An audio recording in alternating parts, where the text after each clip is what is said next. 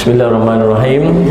Alhamdulillahirabbil alamin wassalatu wassalamu ala rasulil amin sayyidina Muhammadin wa ala ashabihi ajmain. Kena nasi lemak. Lena sedap. Sejuk aircon, kapet tebal, aduh. Sambung nak berhenti untuk sesi soal jawab. Okey. Okey, dah 12.45 tu kot. Okey. Baik, sallallahu alaihi Muhammad. Mujahadah kuat sikitlah sesi kedua ni kan. Baik. Siapa tidur saya tanya soalan ni. Baik, sallallahu alaihi Muhammad. Turun ke muka surat 20.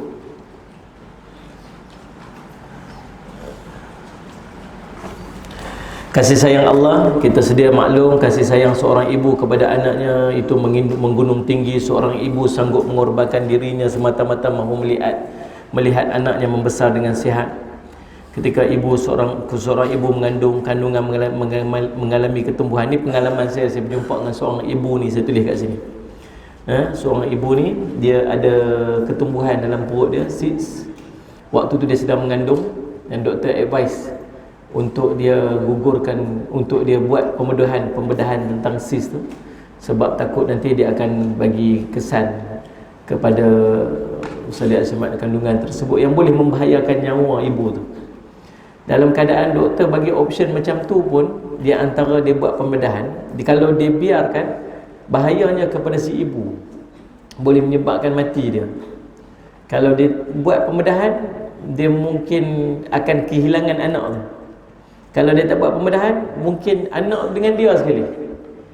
Itu pun ibu ni dia boleh buat, dia tak boleh nak timbang. Bagi saya tempoh untuk saya fikirkan. Saya tak boleh nak faham. Muslimat faham kan? Kalau dia buat operation, dia selamat, baby tu kemungkinan tak selamat.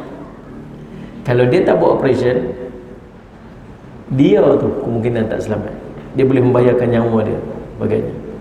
Di antara nyawa dia dengan nyawa baby dia yang duduk dalam kandungan tu, yang masih belum sempurna tu, dia duduk sayang kat tu, sanggup nak korban nyawa dia lagi asal anak dia. Subhanallah. Ni seorang ibu. Jadi subhanallah, Sayyid Muhammad, dalam keadaan macam tu tuan-tuan, sallallahu alaihi Muhammad, Allah sayang dekat seorang itu lebih daripada seorang ibu sayang kat anak dia. Sallallahu alaihi wasallam Muhammad. Hadis daripada Umar bin Al-Khattab radhiyallahu anhu, dia berkata, qadiman Nabi sallallahu alaihi wasallam syai'un fa idza imra'atahu min as-sibi qad tahilat yuha tas'a idza wajadat sabiyan fi as-sabi akhadathu. Rasulullah SAW didatangi satu rombongan tawanan perang. Di tengah-tengah rombongan itu ada seorang ibu yang sedang mencari-cari anaknya. Tak kala sallallahu alaihi wasallam Muhammad, dia berjumpa dengan anaknya di antara tawanan itu, maka dia pun memeluk erat-erat ke tubuhnya dan terus menyusunya. Sallallahu alaihi wasallam Muhammad. Faqala lana Nabi sallallahu alaihi wasallam, lalu Nabi SAW pun berkata kepada kami, atra'autu hadza tarihatan waladaha finnar, adakah menurut kamu ibu ini akan sanggup untuk mencampakkan anaknya ke dalam neraka? Qulna, lalu kami pun berkata, la wahya taqdiru ala an la tatrahu, faqala Allahu arhamu bi'ibadihi min hadha biwalidah. Sallallahu alaihi wasallam Muhammad. Rasulullah berkata, kami menjawab, tidak mungkin, demi Allah, malah dia sanggup untuk menghalang bayinya daripada lemparkan ke dalamnya. Maka Rasulullah SAW menjawab, sungguh Allah lebih menyayangi hambanya melebihi kasih sayang ibu ini kepada anak dia. Faham tak kisah ni?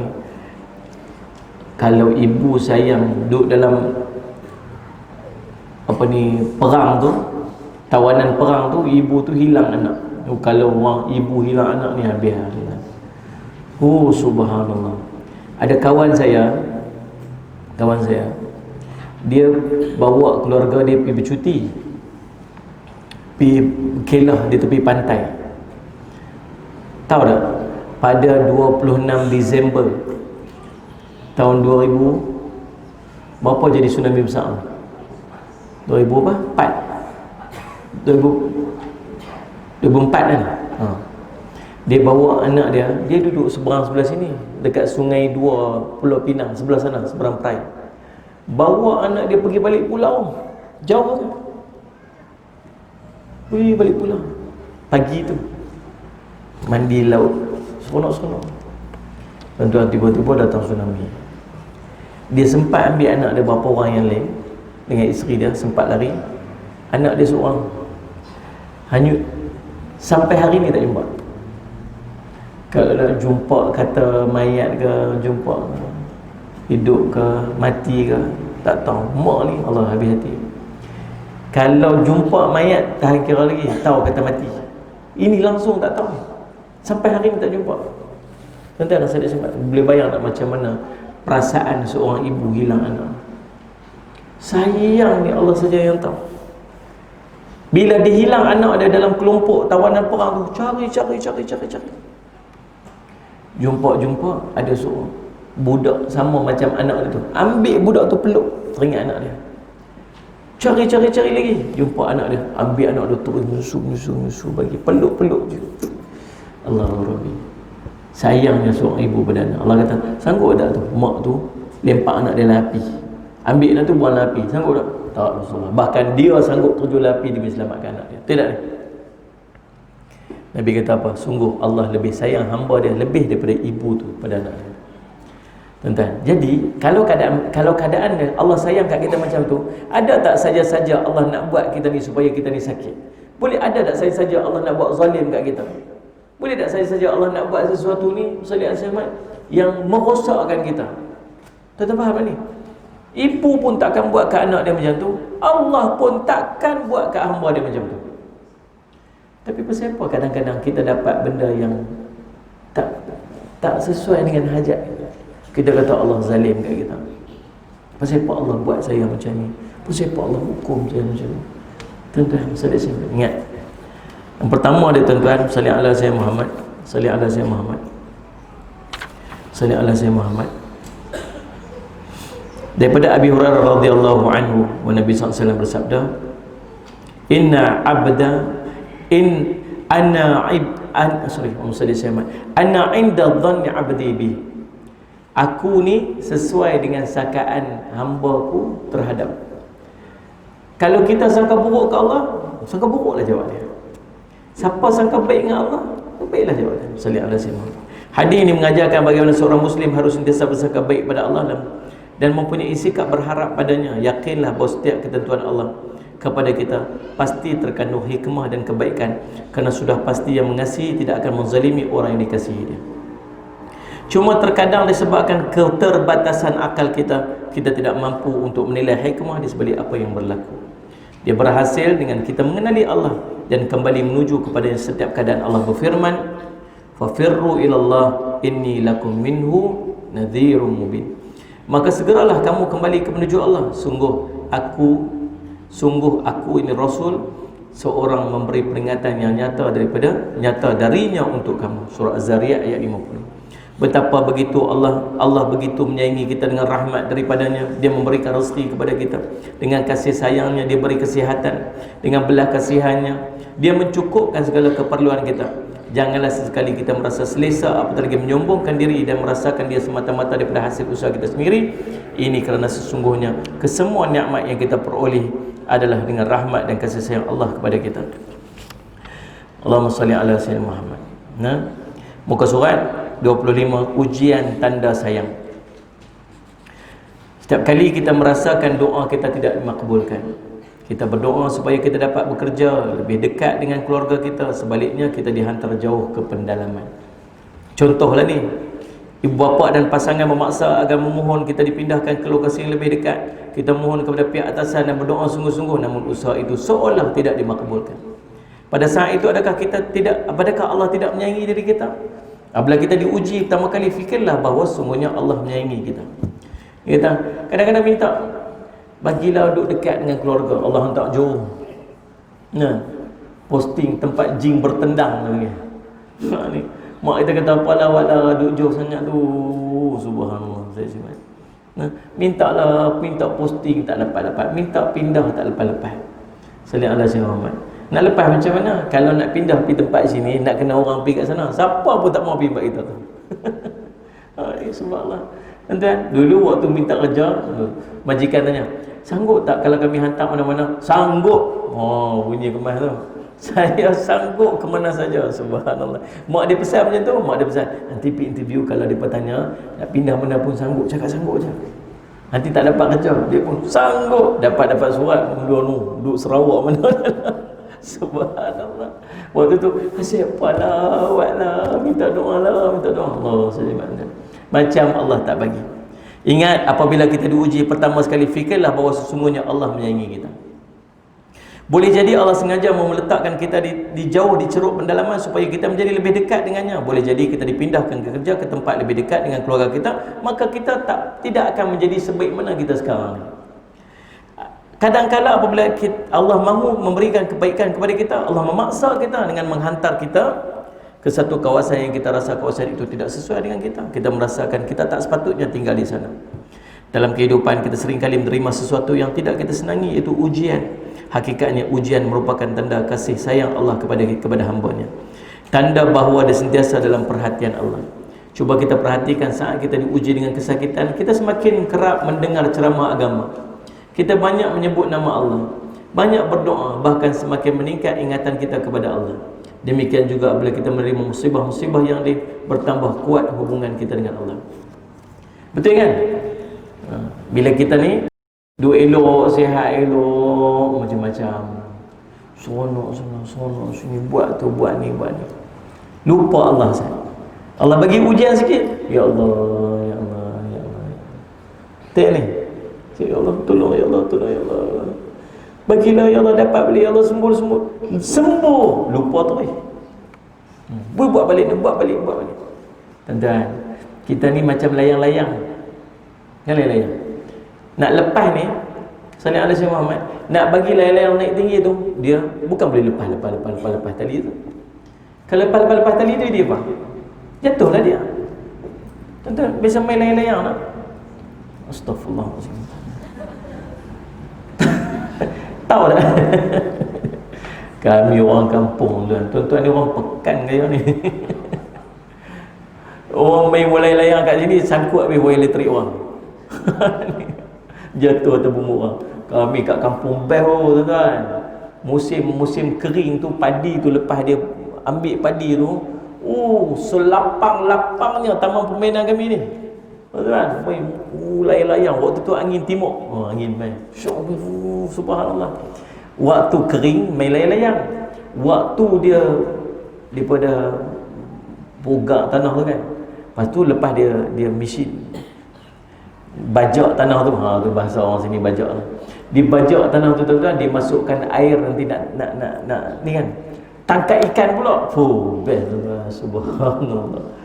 Ni tangkap ikan, masuk dapat ikan puyuh sekali, masuk dalam seluar saya tuan-tuan. Saya kata ni ketam masuk tajam. Subhanallah, seronok kan jadi orang kampung ni. Saya cuma lepas tu pula ikut belakang traktor, waktu traktor duduk mesin tu, bawa dia punya apa tu, dia panggil apa, skop tu kan, apa nama dia tu, lupa nama dia pun. Tangkap ikan, Masya Allah, Musadik Simak kan. Main layang-layang. Layang-layang kita bukan boleh lepas tali, lepas tali tu. Kalau lepas tali tu, dia jatuh. Habis tu macam mana? Lepas sikit, tarik sikit. Lepas sikit, tarik sikit. Lepas sikit, tarik sikit. Itulah hidup kita. Kalau Allah lepas je kita ni, biar je kita, agak apa jadi kita? Seronok je. Habis. Bila yang duk ingat Allah ni? Waktu demam, waktu Allah uji sikit, waktu anak buat pangai sikit. Saya pergi ceramah mana kat sini saya ingat. Lepas ceramah tu makcik tu, Ustaz nak jumpa Ustaz boleh? Okey. Sana. Ustaz Ustaz, saya ada 4 orang anak, 5 orang anak, 4-5 orang anak. Anak saya Ustaz semua berjaya, Alhamdulillah. Waktu dia cerita berjaya tu muka dia berseri kan. Ustaz, anak saya semua berjaya, Alhamdulillah. Anak saya duduk dekat US, anak saya duduk jadi engineer, anak saya. Tapi seorang ni Ustaz, dia sebut seorang ni muka dia dah lain lah. Anak saya dia Ustaz, Allah uji dia Ustaz. Dia start menangis lah. Saya akan boleh tengok orang perempuan menangis dia Ustaz. Kesian. Gitu Ustaz. Anak saya ni Ustaz. Tu Ustaz. Pasal dia lah Ustaz, tiap malam saya duduk bangun doa Ustaz. Saya duduk menangis malam-malam pasal dia lah Ustaz. Allah uji saya dengan anak saya ni. Saya dengar dia tak cerita apa. Saya dapat poin dah tadi, dapat habuan lah. Tunggu sekejap, bagi dia cakap dulu. Dia pun cerita-cerita dia kata, Kak, saya nak tanya Kak, kalaulah anak Kak semua jadi macam yang Kak nak, semua jadi berjaya, agak-agak Kak bangun malam-malam menangis macam Kak duk cerita saat ni, agak-agak Kak nak bangun tahajud tak? Macam Kak duk cerita saat ni. Dia tak apa Ustaz. Tu lah. Allah nak kita dekat dengan dia, dengan Allah bagi seorang yang macam tu. Kalau tak ada yang ni, kita tak bangun tiap malam duk angkat tangan doa. Kita tak bangun tahajud pada dia, kita tak sembang-sembang dengan Allah, kita cuba pada Allah. Rupanya Allah bagi ujian kita, Allah nak dekatkan kita. Salah. Tuan-tuan, jadi yang pertama dia apa? Sangka baik dengan Allah. Mesti ada hikmah yang terkandung di sebalik ujian. Takut nak sembang bab-bab ni tuan-tuan. Takut ada orang Allah bagi ujian dia berat sangat, kita tengok. Kita takutlah. Tapi Allah sebut, la yukallifullahu nafsan illa wus'aha. Sungguhnya Allah tak akan membebankan seorang tu dengan bebanan yang tak mampu untuk dia tanggung. Jadi kita nampak macam berat sangat. Ada orang kata apa? Ustaz, pasal Allah uji saya berat, jadi saya tak mampu untuk tanggung. Allah sebut dalam Quran, Allah tak akan bebankan seorang tu melebihi daripada apa yang dia mampu. Pasal apa? Dia berasa macam berat sangat. Bukan sebab Allah bebankan dia, tapi dia yang tak meyakini. Iman dia tak kuat. Faham tak ni maksud? Dia banyak bersangka-sangka dengan Allah. Subhanallah. Kita Ustaz, pasal apa Allah bagi macam ni? Apa dosa makcik Ustaz? Apa dosa makcik Ustaz? Dosa berlambak lagi mau tanya. Kadang kita banyak dosa kan? Allah nak ampun dosa kita, Allah bagi ujian. Kadang kita tak ada dosa dah, Allah nak angkat darjat kita, Allah bagi ujian. Faham tak ni sahabat? Tuan-tuan, jadi subhanallah, salli ala sayyidina Muhammad. Salli ala sayyidina Muhammad. Nabi SAW menyebut, man yuridillahu bihi khairan yusib minhu. Rawal Bukhari. Orang yang Allah inginkan kebaikan untuknya, Allah akan memberikan kepadanya ujian. Macam tu keadaan dia, subhanallah. Ujian dan musibah pasti akan menimpa seorang Muslim, kerana itu merupakan janji Allah. Tidak ada bumi yang tidak ditimpa hujan. Begitu juga manusia. Tidak ada manusia yang mampu, yang kehidupannya sempurna tanpa sebarang masalah. Jika namanya manusia, maka pasti tidak akan lari daripada ditimpa ujian. Ujian itu mungkin hadir dalam bentuk perasaan takut, kelaparan, kemiskinan dan segala bentuk musibah. Allahumma salli ala sayyidina. Maka bersabarlah ketika mendapat ujian. Di sebalik ujian yang menimpa diri pasti terkandung 1000 hikmah. Paling tidak ujian musibah inilah penghapusan dosa. Betapa Allah menyayangi kita, Allah mahu kita bertemu dengannya tanpa sebarang dosa. Nabi SAW bersabda, la yazalul bala'ul bil mu'min awul mu'minati fi jasadihi wa fi malihi wa fi walidihi hatta yaqallahu wa ma'alihi min khati'atin. Ujian yang sentiasa menimpa muslimin atau muslimat pada jasadnya, hartanya dan anaknya, sehingga dia bertemu dengan Allah dalam keadaan tidak mempunyai dosa. Rupanya Allah duk bagi ujian kat kita ni pasal apa? Pasal Allah nak ampun dosa kita. Allah nak nanti kita balik pada dia tak bawa dosa satu pun. Allahu Rabbi. Dan Allah nak bagi ganjaran pahala. Inna 'idhamil jazai min 'idhamil bala'i wa inna allaha idza ahabba qauman ibtalahum faman radhiya falahu ridha wa man sakhita falahu sakhatu. Sesungguhnya besarnya pahala bergantung kepada besarnya ujian. Sesungguhnya apabila Allah mencintai satu kaum, maka dia akan mengujinya. Siapa yang redha dengan ujian itu, maka dia akan mendapat keredaannya. Siapa yang membencinya, maka dia akan mendapat kemurkaannya. Boleh? So Allah uji kita pasal apa? Pasal Allah sayang. Allah uji kita pasal apa? Allah nak ampun dosa.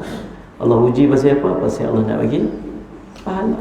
Siapa redha atas ujian tu, Allah redha kat dia. Siapa benci atas ujian yang Allah bagi kat dia, maka Allah murka kat dia. Allahumma salli ala sayyidina Muhammad. Tuan-tuan, jadi sambung terus. Salli ala sayyidina Muhammad, muka surat 34. Besarnya rahmat Allah. Bagi menceritakan betapa besarnya rahmat dan kasih sayang ini, kisah riwayatkan oleh Sulaiman bin Haram oleh Jabir, mungkin boleh menjelaskannya.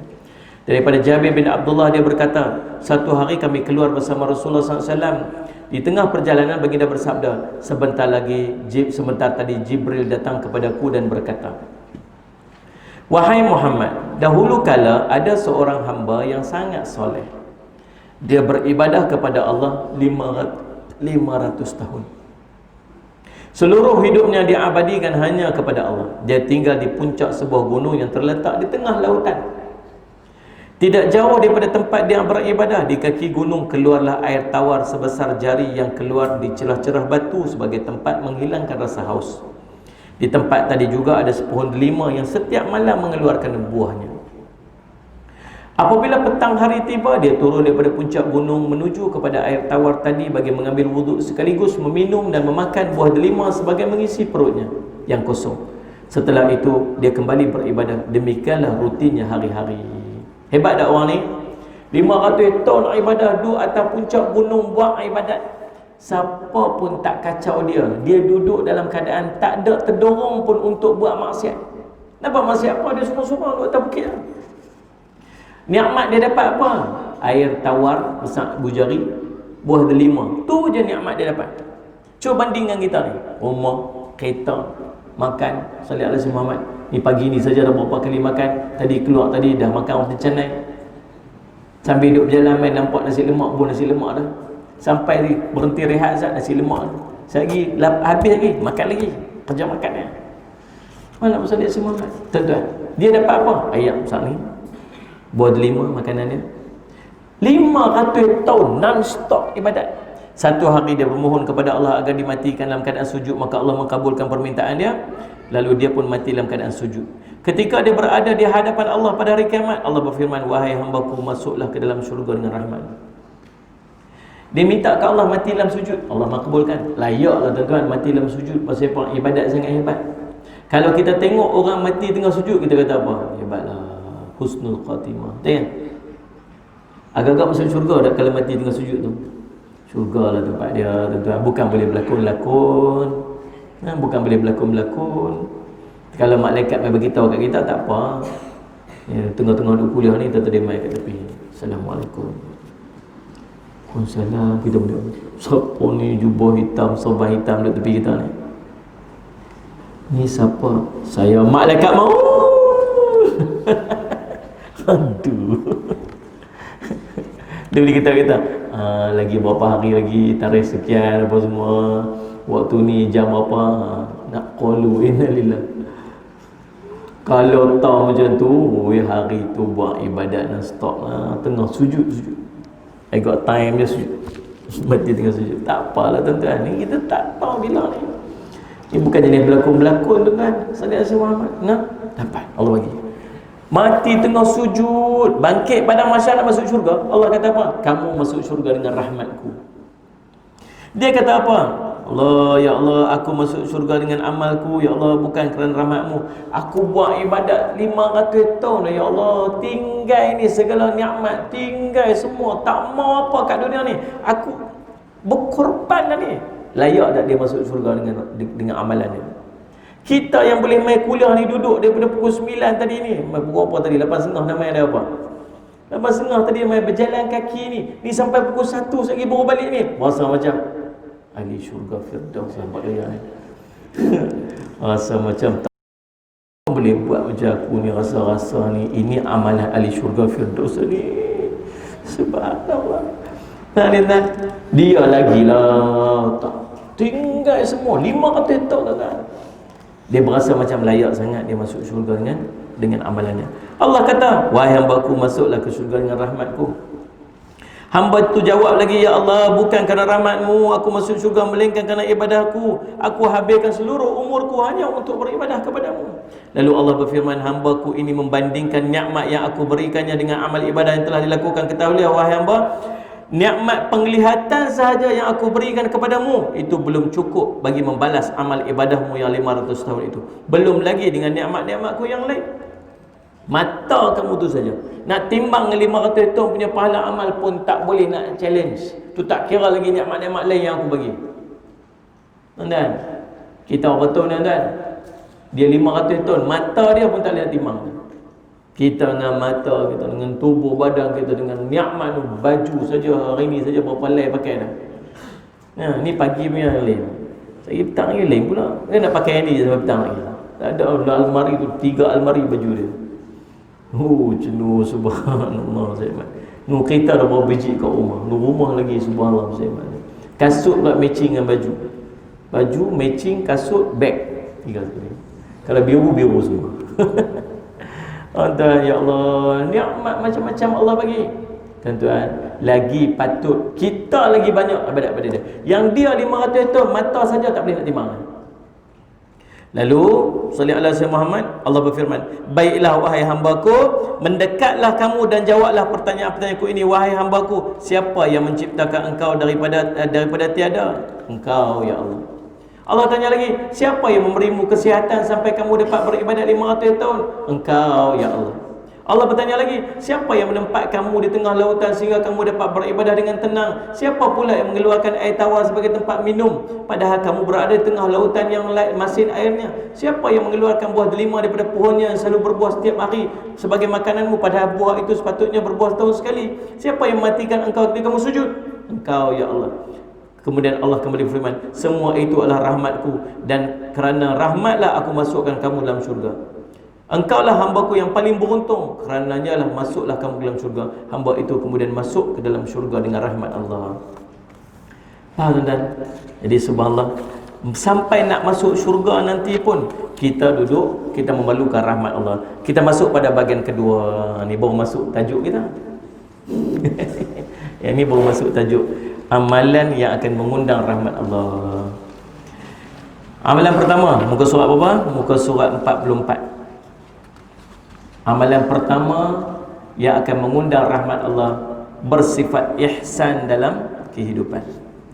Terdapat beberapa amalan yang mampu mengundang rahmat Allah. Antara amalan yang penting dalam menggapai rahmat Allah adalah sifat ihsan dalam kehidupan. Ihsan merupakan amalan antara tonggak penting dalam agama Islam selepas daripada iman dan Islam. Ihsan dimasukkan bukan sekadar berlaku ihsan kepada manusia, malah kepada seluruh makhluk termasuk bumi. Allah berfirman, wala tufsidu fil ardi ba'da islahiha wad'u khaufan wa tama'a inna rahmatallahi qaribun minal muhsinin. Dan ingatlah dan janganlah kamu berbuat kerosakan di muka bumi sesudah Allah menyediakan segala yang membawa kebaikan padanya, dan berdoalah kepadanya dengan perasaan bimbang kalau tidak diterima, dan juga perasaan terlalu mengharap supaya makbul. Sesungguhnya rahmat Allah itu dekat kepada orang muhsinin, orang-orang yang bersifat ihsan ataupun memperbaiki amal dia. Surah Al-A'raf ayat 56. Allah kata, kita lah duk buat perosak, jangan duk buat rosak muka bumi. Ni macam ni duk jadilah ni virus duk merebak. Punca apa? Punca kita. Punca ni manusia. Allah kata, wa ma sallallahu alaihi Allah kata, sallallahu alaihi Muhammad, kulu mimma fil ardi halalan tayyiba wa la tattabi'u khutuwati syaitan innahu lakum aduwwum mubin. Allah kata, makanlah daripada apa yang aku rezekikan di muka bumi ni, daripada yang baik, sallallahu alaihi Muhammad, daripada halal dan baik. Jangan duk ikut jejak langkah syaitan. Dia ni musuh kamu yang nyata. Allah suruh makan apa? Halal, baik. Jangan duk ikut perangai syaitan ni. Dia duk pujuk kita, cubalah yang ni, try lah yang ni, cuba rasa tengok yang ni. Dia duk pujuk-pujuk ni, macam dia pujuk Nabi Adam. Makan ni buah ni. Ni tengok ni, malaikat-malaikat yang duduk kat alam ni. Mereka ni semua kekal dalam syurga. Masih makan buah ni, duk pujuk-pujuk. Tahu tak? Tahu Allah pesan kat siapa? Jangan duk makan yang haram, suruh makan yang halal, makan yang baik. Tahu Allah pesan kat siapa? Awal ayat tu. Ya ayuhan nas. Ya ayuhan nas, wahai manusia. Dia tak kata ya ayuhal mu'minu, wahai orang beriman. Dia tak kata wahai orang Islam. Dia kata ya ayuhan nas, wahai manusia seluruhnya. Hang Islam ke, hang tak Islam ke, hang bangsa apa ke, orang mana ke, negara mana ke, makan yang halal, makan yang baik. Kalau dia makan yang haram, ni yang jadi perusak. Benda haram mesti ada buruk dia kat mana-mana. Kalau dia ada baik, Allah tak haramkan dia. Bila dia pergi makan benda-benda yang haram tu, apa jadi? Jadi wabak. Kalau jadi wabak, bukan sekat dia seorang kena, habis semua orang kena sekali-sekali dengan kita pun takut habis. Betul tak ni? Ni pasal apa? Siapa dia buat perosak ni? Perosak tuan-tuan, rosak negara, rosak dunia lah ni. Orang jadi takut. Tuan-tuan tengok dekat China, jadi sampai jadi macam apa? Macam deserted, jadi macam tempat apa dia punya? Tempat hantu. Bandar tu sampai jadi lengang ni. Orang nak keluar tak berani, duduk dalam rumah, makanan nak habis, ketakutan. Dalam keadaan main wabak virus ni, apa ni, Selihat Selamat ni, apa, corona virus ni, main pula ni H5 apa. Yang tu lah tuan-tuan sebut, saya pun lupa dah. Main pula virus yang lain lagi. Selihat Selamat. Punca apa? Langgar perintah Allah. Ikut perintah Allah selamat. Siapa duk buat pergi rosak ni? Kita sendiri duk buat pergi rosak. Jaga. Sallallahu alaihi wasallam. Nah, ihsan tu ada dua benda. Yang pertama ihsan dalam ibadah, yang kedua ihsan dalam muamalah. Ihsan dalam ibadah, Nabi SAW sebut, an ta'budallaha ka'annaka tarahu fa illam takun tarahu fa innahu yaraka. Kamu ibadat pada Allah sebenarnya kamu nampak Allah. Kalau kamu tak nampak Allah, ingat Allah melihat kamu. Ni dua peringkat ihsan dalam ibadah. Kita nak buat ibadat, dua peringkat ihsan. Yang pertama nama musyahadah, yang kedua nama muraqabah. Musyahadah ni buat ibadat macam nampak Allah, bukan maksud nampak zat Allah kat depan ni. Bila duk bayang zat Allah kat depan ni lah, dia duk jadi macam-macam ni. Dia tengok, oh Tuhan ni maha kuat, macam mana nak buat Tuhan maha kuat ni? Buh tangan banyak. Macam mana nak buat Tuhan maha melihat ni? Tuhan maha melihat. Macam nak buat Tuhan? Buat muka banyak, muka sini, muka sini, muka sini, muka sini, muka sini, muka sini, muka sini. Oh tengok semua. Oh Tuhan maha besar. Macam mana Tuhan maha besar? Besar semua. Gajah besar. Dia buat bayangan dia tu. Bayangan tu yang menjadikan Said Semat dia menzahirkan sifat Tuhan dalam bentuk patung yang dia akan sembah. Bukan macam tu maksud melihat. Dia duduk ibadat ni, apa saja yang dia tengok, dia nampak kebesaran dan kehebatan Allah. Faham tak semua? Maka dia akan jadi apa? Ibadat jadi seorang yang sangat hebat. Kalau tak mampu nak buat ibadat peringkat musyahadah, peringkat kedua muraqabah. Dia buat ibadat dalam keadaan dia rasa macam Allah duduk tengok dia. Tuan-tuan rasa tak? Tuan-tuan nak feel tak macam mana tuan-tuan buat ibadah dalam keadaan Allah duduk tengok kita ni? Tahu nak feel dia macam mana? Tuan-tuan biasa tak semayang? Kita semayang, tok guru yang ajak kita semayang tu duduk tepi kita. Tuan-tuan faham tak ni? Tuan-tuan biasa tak baca Quran, yang tok guru kita yang duduk baca, yang ajak kita Quran, dia duduk sebelah kita ni. Kita baca Quran tu macam mana? Tertiblah, subhanallah. Makhraj cantik, idgham cantik, semua cantik. Mana Ustaz Syamad? Qul huwallahu ahad. Oh, dia punya buah qalam tu. Allahus samad. Terkejut tu Rasulullah ni. Dahsyat punya qalqalah. Qalqalah kubra bunyi pun. Pasal apa yang tertib sangat ni? Tu ustaz yang duk ajak Quran kita duduk kat sebelah. Sembahyang ni yang duduk sebelah kita ni siapa? Ustaz yang ajak kita sembahyang ni. Allah, jari bagi renggang sikit, menghadap kepada Allah. Rokok Allah, jari tutup bagi cantik. Mata tengok tempat sujud. Duduk berasa macam tu imam tu duduk. Bismillahirrahmanirrahim. Padahal ustaz tu tak tengok dia pun duduk lena tepi tu.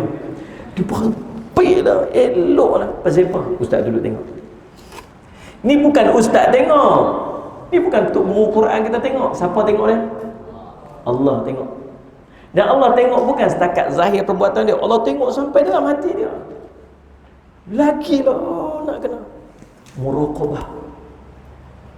Bila Allah tengok dia tuan-tuan, dekat mana saja dia buat ibadat patut sama. Sembayang seorang di rumah ke, sembayang kat masjid ke. Faham tak ni? Ni kita kat rumah sembayang lain, kat masjid sembayang lain. Bukan sembayang lain, sembayang berbeza cara. Kat masjid bukan main lagi. Sorban buat atas kepala, baju Melayu dengan kain pelekat mesti matching warna. Ni. Tinggal tak ada kerih mengantin. Yang lagi perempuan dengan tudung kain telekung Siti Khadijah. Ni 200 lebih tuan. So, tanya, ni kain telekung ni berapa harga ni? 220 ustaz. Fumai. Saya kata apa? Ni mesti khusyuk ni kalau pakai ni ustaz. Ni kata, tak lah ustaz, sopa je. Oh, betul ke? Betul mahal sangat? Sedap pakai ustaz. Oh, tak apa. Membantu kepada khusyuk. Ada ni. Subhanallah. Bukan setakat kain telekung tu berenda dan berkerawang. Beg dia pun ada renda kat atas. Oh, tuan-tuan, yang beg ada renda kat atas ni, kain telekung lipat cantik ni bawa pakai kat mana ni? Masjid. Ni, tak kat depan rumah ni, beli. Ni nak bawa pergi mana ni? Pergi masjid. Ni yang di rumah pakai kat mana? Di rumah, subhanallah. Pergi masjid, kerawang meleret, dekat rumah tek lalat berderet, tuan-tuan. Mana ni? Yang tek lalat berderet tu saya pun faham, pasal rajin semayang. Tak sempat lah ustaz nak sangkut-sangkut, nak sidai-sidai. Saya ni jenis tak boleh tengok kain telekung, saya kerja nak semayang. Tak boleh nak tengok sejadah, saya kerja nak semayang. Tu yang melengkap situ elok je, senang. Saya masuk kaki, zahas tarik, Allahu Akbar, kerja semayang. Tuan-tuan, bezanya pakaian kita waktu semayang, bezanya pakaian kita waktu semayang di rumah, beza waktu semayang di masjid. Amalan pun beza di masjid. Kan main lagi. Ni saya nak tanya ikhlas muslimat. Kalau muslimat semayang di rumah, rajin tak buat semayang qabliyah ba'diyah? Cakap betul. Ikhlas jawab ikhlas. Rajin lah. Saya sebut wali-wali kat sini ni. Saya kalau kat rumah malas kan. Kau kat masjid jadi. Tambah orang duk tengok lagi. Ustaz pun tak mayang sunat, buat kita Allah apa mayang sunat. Subhanallah. Lagi orang mesti orang mai tu. Allah sebab lagi inggut kuat, masya-Allah. Di rumah kalau bunyi bala kepala tu bunyi kau tu. Kadang langsung tak bunyi tu. Ni. Pasal apa beza ibadat kita di rumah, beza kita di masjid? Pasal apa? Pasal kita duk kira orang tengok. Dia ni. Laki kita mayang kat rumah, gulung kain pakai sini, baju pun tak pakai. Faham? Subhanallah, tuan-tuan. Ketayak pakai, baju tak pakai. Ya Allah. Cakap dia, abang, cuba abang pakai macam ni pergi masjid tengok. Hei, lagi orang kata apa kat aku. Oh, cerita dia duduk kisah orang kata apa tentang ibadat. Maksudnya muraqabah tak ada ayat kan. Betul ni. Kita duduk kisah orang tengok, kita tak kisah Allah tengok. Kalau kita ada sifat muraqabah dalam ibadat kita, buat pilah ibadat kat mana pun. Ibadat di rumah ke, seorang ke, depan orang ke, ramai ke, tak ada orang. Kena ajak juga kadang-kadang. Muslimat selalu bangkit tahajud kan. Oh, angguk nampak, kemau nampak. Rajin bangun tahajud. Tuan-tuan, cuba pergi ambil satu jubah, satu kain telekung yang paling mahal sekali untuk kita bangun tahajud. Macam ni. Yang lagi mahal pada pergi kat masjid ni, pergi beli. Kalau ada yang Siti Khadijah paling mahal lah ni kan. Siti Aisyah punya. Kok lah ada mana saya tahu. Kok lagi mahal lagi. Pergi beli tengok, invest kali beli yang cantik punya. Ni Ustaz Syamad pakai minyak wangi pergi sembahyang. Kapek tu pergi nilai 3 orang pergi beli. Saya beli ni macam ni. Pergi beli tu yang jenis Korea, yang jenis bulu tebal-tebal tu tak ada. Yang jenis besar-besar ni. Kalau kita sujud tenggelam. Sujud tahajud tu jaga-jaga duha. Sedap sangat dia sujud. Lena tu ni. Ni dibeli. Pakai cantik-cantik. Tu apa? Untuk kita qiyamul lail depan Allah. Siapa pun tak tengok kita. Tu didik iklan.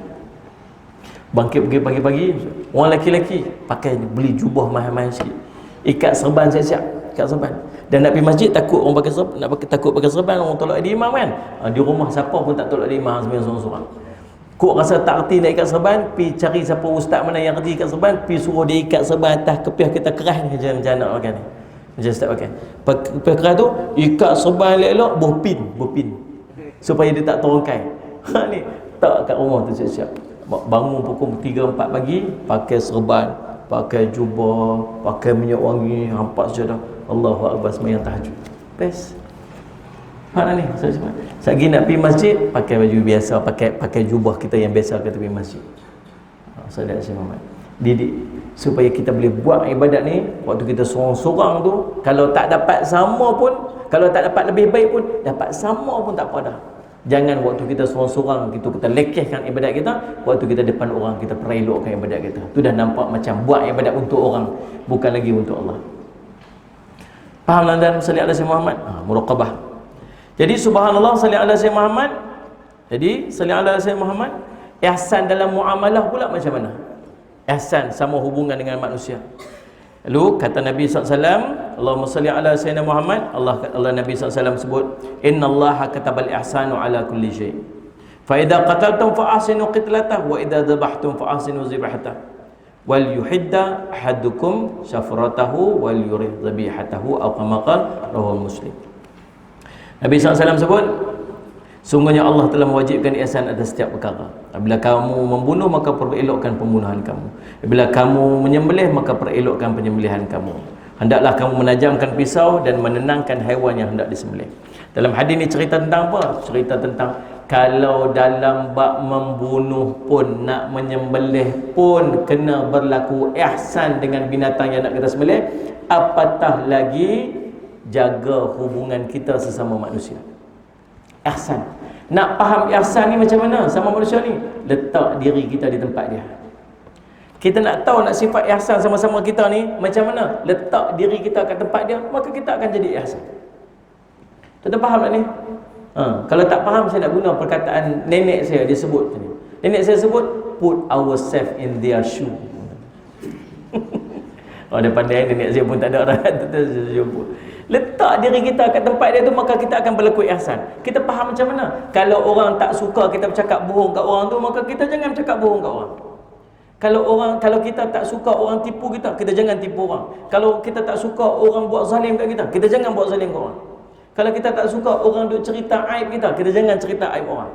Kalau kita tak suka orang duk dengar aib kita ni, kita jangan duk pita dah telinga dengar aib orang. Faham tak ni? Apa saja kebaikan yang kita nak orang buat kat kita, maka kita buat kat orang. Itu ihsan. Itulah ihsan. Cukup dengan yang tu je tuan-tuan. Maka muamalah kita dengan orang lain akan jadi baik. Tuan-tuan, salli ala Sayyidina Muhammad. Ihsan ni akan mengundang rahmat Allah Subhanahu wa taala. Yang keduanya, dalam ayat tu Allah cerita takut dan harap. Dalam ayat tadi Allah cerita takut dan harap. Jadi dalam ihsan kita beribadat kepada Allah ni, kita kena ada takut dan kita kena ada harap. Muka surat 50. Mereka yang punya ihsan dalam diri akan mempunyai dua sifat ketika beribadah. Dua sifat ini dah takut dan harap. Antara syarat dan adab ketika beribadah ialah perlu ada rasa takut. Kita takut Allah tidak menerima amalan kita, dan pada masa yang sama kita juga berharap agar Allah mengkabulkan amalan tersebut. Dua perasaan ini haruslah digabungkan secara seimbang. Hal ini sebagai firman Allah Ta'ala ketika menceritakan para nabinya, innahum kanu yusari'una fil khairati wa yad'unana raghiban wa rahaba kanu lana khashi'in. Sungguhnya mereka adalah orang-orang yang selalu bersegera dalam mengerjakan perbuatan yang baik, dan mereka berdoa kepada kami dengan pengharapan dan bimbang, dan mereka adalah orang-orang yang khusyuk kepada kami. Dalam ayat Allah berfirman, amman huwa qanitun ana al-laili sajidan wa qa'iman yakhzarul akhirata wa yarju rahmatar rabbih.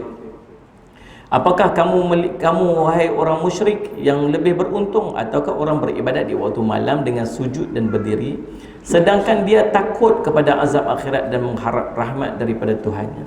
Kedua-dua sifat takut dan harap ini perlulah ada pada setiap doa dan amalan kita. Bila kita buat ibadat, tuan-tuan, salli ala Sayyidina Muhammad, benda pertama yang kita kena ada dalam hati kita, tuan-tuan, ialah kita rasa takut Allah tak terima amalan kita. Dan ni boleh jadi tak kita dah berpuasa berapa tahun dah? Sekarang ni katalah umur kita dah 40 tahun, tolak kita belum balik 30 tahun dah kita puasa. Setiap tahun 30 hari kita puasa. Boleh jadi tak kita pergi depan Allah, tiba-tiba puasa ada tapi pahala tak ada? Tuan-tuan faham tak? Tadi main subuh kan? Main subuh tak pergi tadi? Main subuh. Rasa-rasa Allah terima tak main subuh kita tadi? Boleh jadi tak pipi depan Allah, bangun main subuh tapi tengok-tengok pahala tak ada? Boleh jadi tak? Boleh jadi. Salli ala Sayyidina Muhammad. Boleh jadi. Rasa macam ada amal, ya Allah, video adalah amal sikit-sikit kot, tengok-tengok tak ada. Pasal apa tak ada? Allah, macam-macam boleh menjadi penyebab amal kita tak diterima. Ingat, bila kita buat amal, tentu tengok muka surat 54. Amalan yang kita lakukan dan penerimaan Allah dia jadi terbahagi kepada 5 peringkat. Bila kita buat amalan, dia boleh jadi salah satu 5 ni. Yang pertama, amalannya sah dan amalannya diterima. Inilah yang paling cantik dan paling sempurna. Yang ni kita paling harap sekali. Bila kita buat amal, kita harap amal kita sah dan amal diterima. Yang kedua, amalnya tidak sah, tetapi amalnya sah tapi tak diterima oleh Allah. Amalan yang dilakukan ada unsur riya, ujub, takabur sebagainya, yang memadam pahala amalnya. Boleh faham? Bangun pagi tadi bayang tahajud, lepas tu qabliyah subuh, lepas tu subuh, lepas tu salli ala Sayyidina Muhammad, baca Quran, lepas tu zikir, lepas tu tadi sempat mayang duha lagi. Ni daripada amal kita daripada subuh tadi, daripada tadi ni sampai sekarang ni, agak-agak betul-betul yang mana betul-betul Allah terima. Setiap amalan kita buat dia naik sampai langit pertama, ada takabur, turun balik. Takabur saat diri, rasa hebat. Pergi masjid, tengok orang sebelah rumah tak bangun-bangun lagi, rumah duduk gelap lagi. Ni lah orang pagi mengaji tak mau, orang buat kuliah tak mau nak pergi, sambil duduk-duduk atas motor tu duduk geletak orang sebelah. Tengok aku ni, alhamdulillah. Allah, ada takabur tu kan, turun balik. Naik. Lepas riak, ujub pun semua, sampai atas tu tak ikhlas, turun balik. Buat semata-mata kerana Allah. Bila kita buat ibadat ni, tuan-tuan, syarat penerimaan ibadat ni ada 2. Satu, mesti bertepat macam yang Allah, yang Nabi ajak. Yang kedua, mesti ikhlas kerana Allah. Ni 2 syarat penerimaan amal. Faham tak? Sedih Allah. Ikhlas dia sampai tahap siapa tak tahu pun tak apa. Kita kalau orang tak tahu tak best tu. Tengok ni, lagi besar ibadat kita buat, lagi nak orang tahu. Kalau orang tak tahu tak best. Bagi RM1 sungguh hamba Allah. Mana ni? Buat kutipan apa ni? Tulis sumbangan berapa? RM1 hamba Allah. Cuba buat 10,000, rajin nak buat hamba Allah. 100,000? Juta? Bagi sejuta ni, Ustaz nak buat ni berapa Ustaz nak pakai ni semua ni? Saya kira-kira dalam 30,000 kot. Ni saya bagi contoh lah ni. 30,000 Ustaz. Tak apa Ustaz, saya bagi 50,000. Ustaz tolong tambah sikit ni, Ustaz brutal sikit apa semua cantik sikit. Ustaz buat cantik-cantik Ustaz, saya bagi 50,000. Asal-asal rajin nak tulis hamba Allah. Asal-asal rajin nak dapat. Assalamualaikum Ustaz. Assalam. Saya ni nama hamba Allah. Ustaz nak buat berapa ni? Saya cuma ni apa ni? 30,000. Tak apa Ustaz, saya akan bank in kat Ustaz 50,000. Saya ni hamba Allah. Abang sekali lagi. 50,000 Ustaz. Tapi Ustaz, saya minta satu boleh Ustaz? Nanti kan Ustaz boleh tolong tak buh nama sikit kat tepi tu sikit. Nama saya Muhammad Lokman, Ustaz buh tepi tu sikit. Tadi hamba Allah. Subhanallah. Bukan saya nak bangga-bangga diri apa, supaya nanti Saudara Semat bolehlah saya kenang tempat ni ada sikit semangat saya, mudah-mudahan jadi pahala yang besar di akhirat. Ni Ustaz buh sikit nama saya kat tepi tu, tak apa dah, dekat tepi pintu tu ke, kat mana ke, apa semua sebagainya. Nanti Ustaz buat tu perasmian tu Ustaz, jangan lupa panggil saya lah. Dia tak puas kalau dia buat ibadat orang tak tahu. Itu sifat kita. Faham ni? Lagi besar ibadat dia. Ada tak siapa-siapa pergi haji dia pergi diam dia. Tak salah nak bagi tahu kat orang, nak panggil orang tolong-tolong doa kat kita apa semua tuan-tuan sekalian semua. Takat minta orang tolong doa waktu kita nak pergi haji, tak apa tuan-tuan. Ni tawaf pun hantar kat orang. Dan hashtag dan tawaf, hashtag dan umrah, hashtag dan melontar, hashtag dan tahallul. Tuan-tuan nak makan siapa? Sebab kita seronok bila orang appreciate amalan kita buat. Walhal siapa tak tahu pun tak apa tuan-tuan. Sebab nak bagi pahala tu bukan orang, yang nak bagi pahala tu Allah. Orang ni tuan-tuan, kalau kita buat baik kat dia, kita buat pasal dia, tahu satu hari nanti apa? Kita akan kecewa. Betul tak ni? Waktu dia baik dengan kita tuan-tuan, kentut pun wangi, bau strawberry. Bau apa ni? Strawberry ni. Sorry terkentut. Tak apa, kentut banyak kali. Waktu baik bukan main lah. Subhanallah. Waktu tak baik dia kentut strawberry sungguh pun busuk. Dia ni, semua tak kena. Benci belak aku. Waktu tu ungkit. Betul ni? Sedih siapa. Waktu baik, aku susah sikit. Nak pinjam sikit. Tak payah. Berapa nak? Saya ingat 1,000. Lah 3,000 bagi. Waktu baik. Waktu tak baik, tu. Dulu waktu susah tu aku bagi tu. Belagak sangat. Ungkit. Betul tak ni? Kisah benar kan? Kita kalau buat kerana Allah, nak ungkit apa? Betul ni? Bagi contoh. Tuan-tuan nak pergi masjid, tengok ada kereta rosak tepi jalan kan? Kereta rosak tepi jalan. Kita pun tengok, ada kereta rosak tepi jalan. Tengok, siapa tu? Ni jiran sebelah rumah ni. Pontih. Betul kita. Pasal apa ni? Kereta rosak ni, tak tahulah pasal apa start tak pakai. Ni bateri ni. Ni, saya tolak. Saya tolak ni, sekejap masuk gear 2. Lepas clutch. Biasa okey tu. Dia pun okey masuk dalam kereta. Kita pun senteng kain. Angkat baju apa putih ketayak apa semua. Okey, ready 1 2 3. Pitri. Dia boleh berhenti tepi jalan macam ni. Pajak. Wajah semua. Tentu subhanallah. Yang disakit hati sangat siapa? Ustaz appreciate lah sikit. Paling tidak terima kasih lah. Tidak pun bye-bye sudah lah. Ini apa yang tak ada. Pergi muka masuk masjid tu, muka macam tu yang tu Haji nampak teruk kan ni. Dia teruk parah, aku tolak dia apa kereta apa semua. Paling tidak mai lah kata terima kasih apa semua. Tuan-tuan, kita harap apa? Kita harap dia ucap terima kasih kita.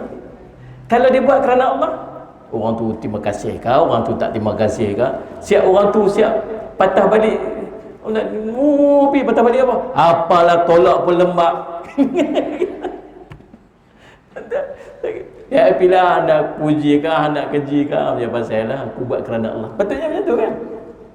So bila kita buat kerana manusia ni tuan-tuan, saya semak tahu jadi lagu mana? Jadi yang ketiga tu, amalannya sah dan amalannya diterima oleh Allah, tapi dipadamkan oleh Allah kerana mengungkit-ungkit amalan kebaikan yang dia buat. Ni tak mau. Ni ungkit balik saya semak. Pasal apa dia ungkit balik? Pasal dia buat pasal orang tu. Waktu puji, terima kasih lah Allah, kalau tak kerana Allah, ya Allah, seronok berbunga-bunga hati. Saya siapa? Masuk tu, ni berapa ni beli kapek ni, pasang kapek ni berapa ni? Subhanallah. Kita beli kapek ni 8,000. InsyaAllah. Ustaz, okey, 8,000 lah. Saya sponsor Ustaz. Berapa Ustaz nak pakai? 8,000. Tak apa Ustaz, jangan risau, saya sponsor. Berapa tu Haji nak sponsor? 100. Bunyi macam nak sponsor semua 100 dia bagi. Tuan-tuan, tak apalah 100 pun kita, oh terima kasih lah tu Haji. Ustaz muka manis. Takkan nak kata apa, macam nak bagi semua, dia bagi 100 je. Tak apalah, terima kasih lah tu Haji 100 ni, ya Allah. Ustaz pun cium 100 tu. Masya Allah, masuk dalam tabung, tepuk kuat. Gitu.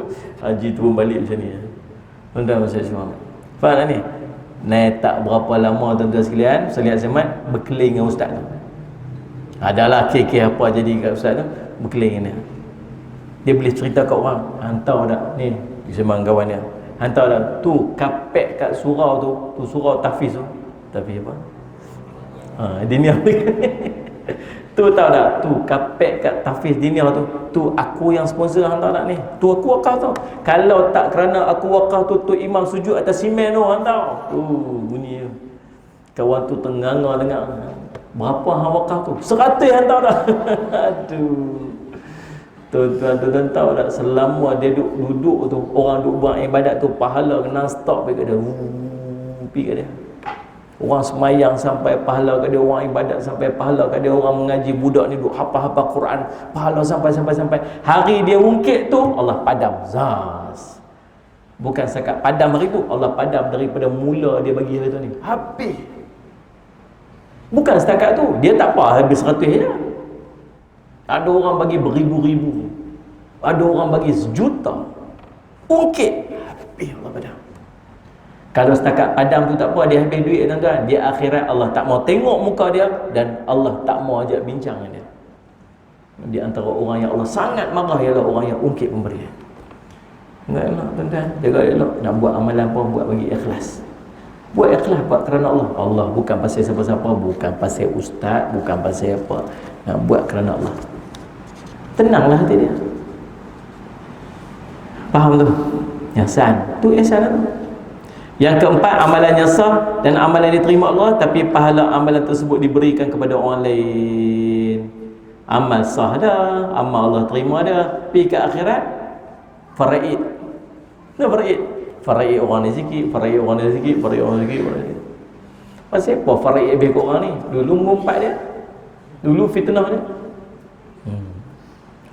Payah tuan-tuan ni. Mulut kadang jahat. Enggak ni, nakai kan, jahat nakai. Tak ada. Masuk malam Jumaat ni keluar poster. Geng-geng ni, grup-grup ni masuk poster mana atau budak perempuan 2-3 orang tuan-tuan dipibuh kat atas tu. Malam ni malam Jumaat balik awal je. Share ni yang hantar tu tuan-tuan Pak Haji masjid ni. Dalam grup, terlepas satu dalam grup masjid, kata, Haji, ni grup masjid, Allah silap bilik. Tuan-tuan, subhanallah. Tak bubuh gambar misi mana, atau 2 orang duduk sebelah-sebelah tu, comel-comel misi tu, kami sanggup bermadu. Urut janggut Pak Haji tu. Macamlah berani sangat. Main misal macam tu, dan balik rumah misal turun tu pun sembang nak nikah dua. Tuan-tuan, subhanallah. Share, hantar main-main, hantar share. Tuan-tuan, dua ke akhirat nanti ni main beretok 3-4 orang ni. Ni makcik budak-budak perempuan 2-3 orang ni. Pakcik bagi pahala kat saya. Ya Allah, bagi pahala pakcik ni kat saya. Kata, ni adik ni siapa? Saya tak kenal. Tak kenal. Pakcik lah duk hantar muka saya tiap-tiap malam Jumaat. Macam dia hantar guru tu. Pakcik tulis, kata, saya suruh balik malam Jumaat, balik cepat. Saya tak kata lagu tu, pakcik fitnah saya. Oh, tak pasal-pasal. Betul lah ni. Tuan bayang tak kalau muka kita orang ambil buat yang tu. Segak-segak duk ada ni. Tahu, dia ambil gambar, ambil kat Facebook tu, pergi buh kat atas tu, dia punya apa, dialog bubble tu kan. Buh tu. Cerita benda yang kita tak kata. Lepas tu pergi share kat orang. Sakit hati tak? Kan? Dia pun serupa tuan-tuan. Dia tu orang tahu tak tu? Tu anak siapa-siapa tu. Hari tu sekali dalam satu grup, dia hantar share dalam satu grup. Ada budak perempuan seorang, saya sedang cari calon suami tu. Budak tengah duduk makan. Comel budak perempuan tu. Tengah duduk makan. Dia gambar tengah duduk makan. Saya sedang mencari calon suami. Saya suka lelaki berjanggut punya. Ni, habis pekat dulu rok janggut tu.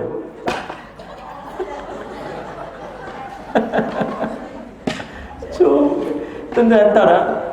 Rupa-rupanya dalam grup tu ada pak mentua budak perempuan tu. Dalam grup tu ada pak mentua dia. Pak mentua dia senyap tu. Lepas tu ada seorang komen tu, ni tolong hati-hati sikit nak. Waktu tu tak boleh delete lagi, tak boleh delete WhatsApp. Tolong hati-hati sikit, kita nak share. Ni ayah mertua budak perempuan tu ada kat dalam ni. Oh, dia susah hati. Lu minta maaf lah, saya tak tahulah, silap lah, kalau saya tahu saya tepat. Oh, tu sebab ada pak mentua dia. Kalau tak ada pak mentua dia, boleh hantar? Tak boleh, fitnah. Ingat memang tuan, takut pahala habis itu je. Ni tak ada ihsan. Kita tak suka orang buat kita jangan buat ke orang. Itu je. Seorang lelaki pergi jumpa Nabi SAW, minta approval nak berzina. Mana? Bagus dia tu, ikhlas juga pergi jumpa Nabi SAW, kata, Rasulullah, boleh tak saya nak berzina? Bagus juga lah tuan-tuan. Tuan-tuan nak pergi buat maksiat, dia pergi jumpa tu imam. Imam, saya rasa macam nak berzina. Tok imam tu mau pelangkung kepala kita, tuan-tuan. Nabi SAW ni tak apa. Dia kata, Ustaz Ismat, nak berzina. Cuba bayangkan kalau yang kita berzina tu, bayangkan kalau mak kita, adik perempuan kita, saudara perempuan kita, anak perempuan kita, orang buat benda yang sama. Marah tak? Marah. Macam tu kita buat ke anak perempuan orang. Macam tu kita buat dekat dia tu anak kepada seseorang, dia tu adik pada seseorang. Macam tu lah orang tu akan rasa, oh subhanallah, tak apa. Konsep ihsan ni mudah je. Kalau kita tak suka orang buat kat kita, kita jangan buat kat orang. Macam tu ya. Mudah ya, faham, simple aja. Faham ni maksudnya. Kita jumpa orang, seronok tak kalau kita jumpa orang senyum kat kita? Cuba, seronok. Ni kalau saya duduk ceramah pun. Kita pun meluk apa Ustaz tu. Senyum aja daripada awal sampai habis. Pasal apa? Sebab saya suka orang jumpa saya senyum dia. Tengok ni. Jumpa orang. Dia ni pasal apa dengan aku ni? Jumpa Ustaz. Ustaz. Kata dia ni masalah apa dengan aku? Ada tak puas hati apa? Macam tu balik. Tak best tuan. Kita tak suka. Maka kita, kalau kita harap orang baik, orang senyum kat kita senyum kat orang. Tu ihsan. Simple as that. Nak saja. Yang kelima, amalan yang tidak sah dan amalannya tidak diterima oleh Allah. Yang kedua, amalan kita memperbanyakkan istighfar. Amalan yang akan mengundang rahmat di sisi Allah ialah memperbanyakkan istighfar. Allah berfirman, qala ya qaumi lima tasta'jiluna bisayyi'ati qabla al-hasanah law la tastaghfirunallaha la'allakum turhamun. Surah An-Naml ayat 46. Nabi Soleh berkata kepada puak kafir, wahai kaumku, mengapa kamu segera kufur, ingkar yang mendatangkan keburukan kepada kamu, yakni tidak mendahulukan iman yang mendatangkan kebaikan kepada kamu. Alangkah baiknya kalau kamu beristighfar, memohon ampun kepada Allah supaya kamu diberi rahmat. Jadi amalan kedua yang mengundang kasih sayang Allah kat kita ni ialah memperbanyakkan istighfar. Istighfar ialah lafaz yang diucapkan untuk kita memohon keampunan kepada Allah. Manusia pasti tidak terlepas melakukan kesalahan setiap hari. Dengan lafaz yang semudah dan sependek ini, Allah memberikan peluang kepada kita untuk diampunkan dosa-dosa kita. Selain daripada rahmat, mendapat rahmat daripadanya, Allah juga memberi 3 kelebihan lain kepada orang yang selalu beristighfar. Ni, istighfar. Setiap hari kita kena istighfar paling kurang 100 kali. Paling kurang 100 kali. Bagi lekat istighfar kita ni. Paling kurang astaghfirullahalazim, paling kurang astaghfirullahalazim, paling kurang astaghfirullahalazim, paling kurang, ataupun astaghfirullahalazim wa atubu ilaih, ataupun astaghfirullahalazim alladzi la ilaha illa huwal hayyul qayyum wa atubu ilaih, ataupun tu sayyidul istighfar, Allahumma anta rabbi la ilaha illa anta khalaqtani wa ana 'abduka wa ana 'ala, tu yang kita baca awal tadi ni. Tapi pastikan paling kurang 100 kali istighfar. Tak pasal apa? Pasal kita ni ada dosa. Ada dosa. Nah, dan tuan-tuan tahu tak, kita ni tak ada reason tak beristighfar. Yang pertama, ada dosa tak? Ada. Habis pasal apa tak istighfar? Yang kedua, ada tak hajat dalam hati nak apa-apa? Ada tak? Istighfar. Yang ketiga, pernah tak rasa sempit, rasa macam ketat, berasa macam, tuan-tuan faham tak ni? rasa macam dia beban, rasa macam lemas. Nak keluar, istighfar. Saya Muhammad. Pernah tak rasa risau, rasa tak tenang, rasa macam risau. Ada siapa anak-anak dia mengaji dekat universiti, duduk dekat college? Ada? Risau ada anak perempuan kita duduk jujur? Risau kan? Risau saya. Anak saya risau, jom kat Turki. Yang laki-laki tu tak apa lagi, tu pun 14 tahun duduk, waktu DP tu 14 dan ni umur 16. Risau juga kita. Duduk 3 hari duduk tunjuk gambar main salji. Seronok lah. Yang kakak tu risau tu umur 18 tahun 19 tahun duduk kat sana sorang-sorang. Risau. Siapa tak risau? Risau, istighfar. Istighfar. Tuan-tuan, subhanallah, ada seorang pergi jumpa dengan Imam Hasan Al-Basri. Dia kata ke Imam Hasan Al-Basri, wahai Syekh, saya ni kahwin lama dah, tak dapat anak. Syekh, apa amalan yang saya nak boleh buat? Minta pendapat kat Syekh. Syekh kata apa? Istighfar. Balik orang tu, istighfar Syekh, istighfar. Ni orang taat dia panggil. Kalau kita kata apa? Saya nak minta zuriat. Habis tu dia suruh istighfar. Dia bagilah herba apa ke, penawar apa ke, buah keras ke apa. Dia tak tahu. Dia suruh istighfar, tapi orang taat. Istighfar Syekh, ya istighfar. Balik orang tu. Mai seorang lagi, Syekh, tempat saya kering kontang, hujan tak turun. Nak buat macam mana Syekh? Hujan tak turun ni. Kalau hujan tak turun, istighfar. Kau ni istighfar kan? Hujan tak turun, istighfar. Tak apa Syekh, balik. Mai seorang lagi, Syekh, cuy tanam pokok banyak, tanam pokok tapi tak subur Syekh. Buah-buah tak mau jadi. Macam mana nak buat Syekh? Syekh kata apa? Istighfar. Kalau kita lah, cuman suruhlah beli baju apa.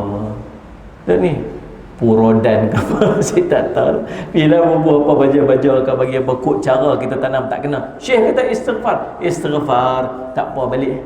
Anak murid dia dengar kita, Syekh, tadi orang tu cerita tak ada zuriat, Syekh suruh istighfar. Orang ni cerita hujan tak turun, Syekh kata istighfar. Kawan ni cerita kebun-kebun dia tak suruh istighfar. Macam mana? Dia kata bukan saya kata, Allah kata. Allah kata dalam surah Nuh, muka surat apa? Muka surat 56. Faqultu astaghfiru rabbakum innahu kana ghaffara yursilis samaa 'alaikum midrara wa yumditkum bi amwali wa banina wa yaj'al lakum jannatin wa yaj'al lakum anhara ma lakum la tarjuna lillahi waqara. Takkan tak percaya ke? Allah kata apa? Maka aku katakan kepada mereka, minta ampunlah kepada Allah, istighfarlah kepada Allah, kepada Tuhanmu, sesungguhnya Dia Maha Pengampun. Nescaya Dia akan mengurungkan hujan kepada kamu dengan lebat. Lagi, memperbanyakkan harta dan anak-anak kamu. Lagi, mengadakan untukmu kebun-kebun. Lagi, dan mengadakan pula dalamnya untukmu sungai-sungai. Dia tutup dengan apa? Malakum la tarjuna lillahi waqara. Awak, kamu tak percaya ke kebesaran Allah? Tak percaya ke? Macam mana dulu? Apa? Tak percaya ke? Kan? Iklan dulu kan? Tak percaya ke? Nampak logik tak? Ada logik tak? Ada logik tak istighfar dengan hujan turun? Ada logik tak daripada tak mengandung jadi mengandung? Ada logik tak daripada saya pokok-pokok boleh jadi? Mana ada logik? Tak, Allah tanya apa? Hasil, kamu tak percaya ke kebesaran Allah? Kamu tak percaya ke? Allah tanya. Kalau percaya buat. Jadi kita tak ada reason tentang untuk tak istighfar. Ni dalam satu hadis Nabi sallallahu alaihi wasallam sebut, man lazima al-istighfar ja'alallahu lahu min kulli dhiqin makhrajan wa min kulli hammin farajan wa dhuqu haitsu la yahtasib. Hadis riwayat Abi Daud. Nabi kata apa? Siapa yang melazimi istighfar, maka Allah akan menjadikan untuknya bagi setiap kesempitan untuk jalan keluar. Lagi, setiap kebimbangan itu kelapangan. Dan Allah akan menggunakan dia daripada rezeki, daripada arah yang tidak dia sangka-sangka.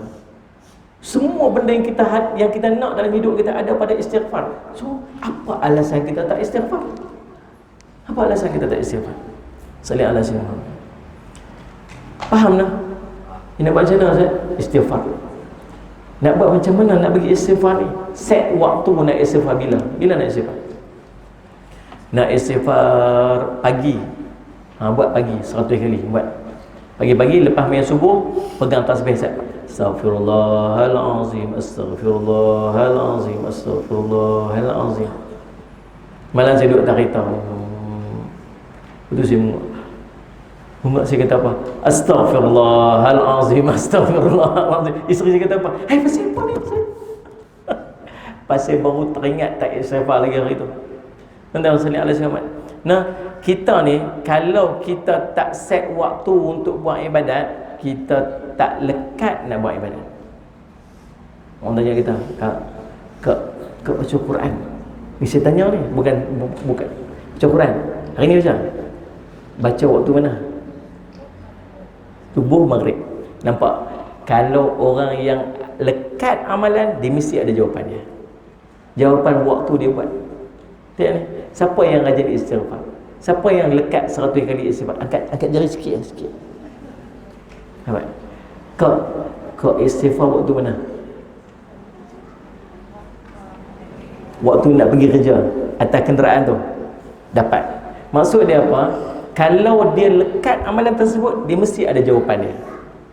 Kalau jenis macam tengoklah ustaz, tengok sempatlah kat mana, pakai tak berjumpa lah sempat tu.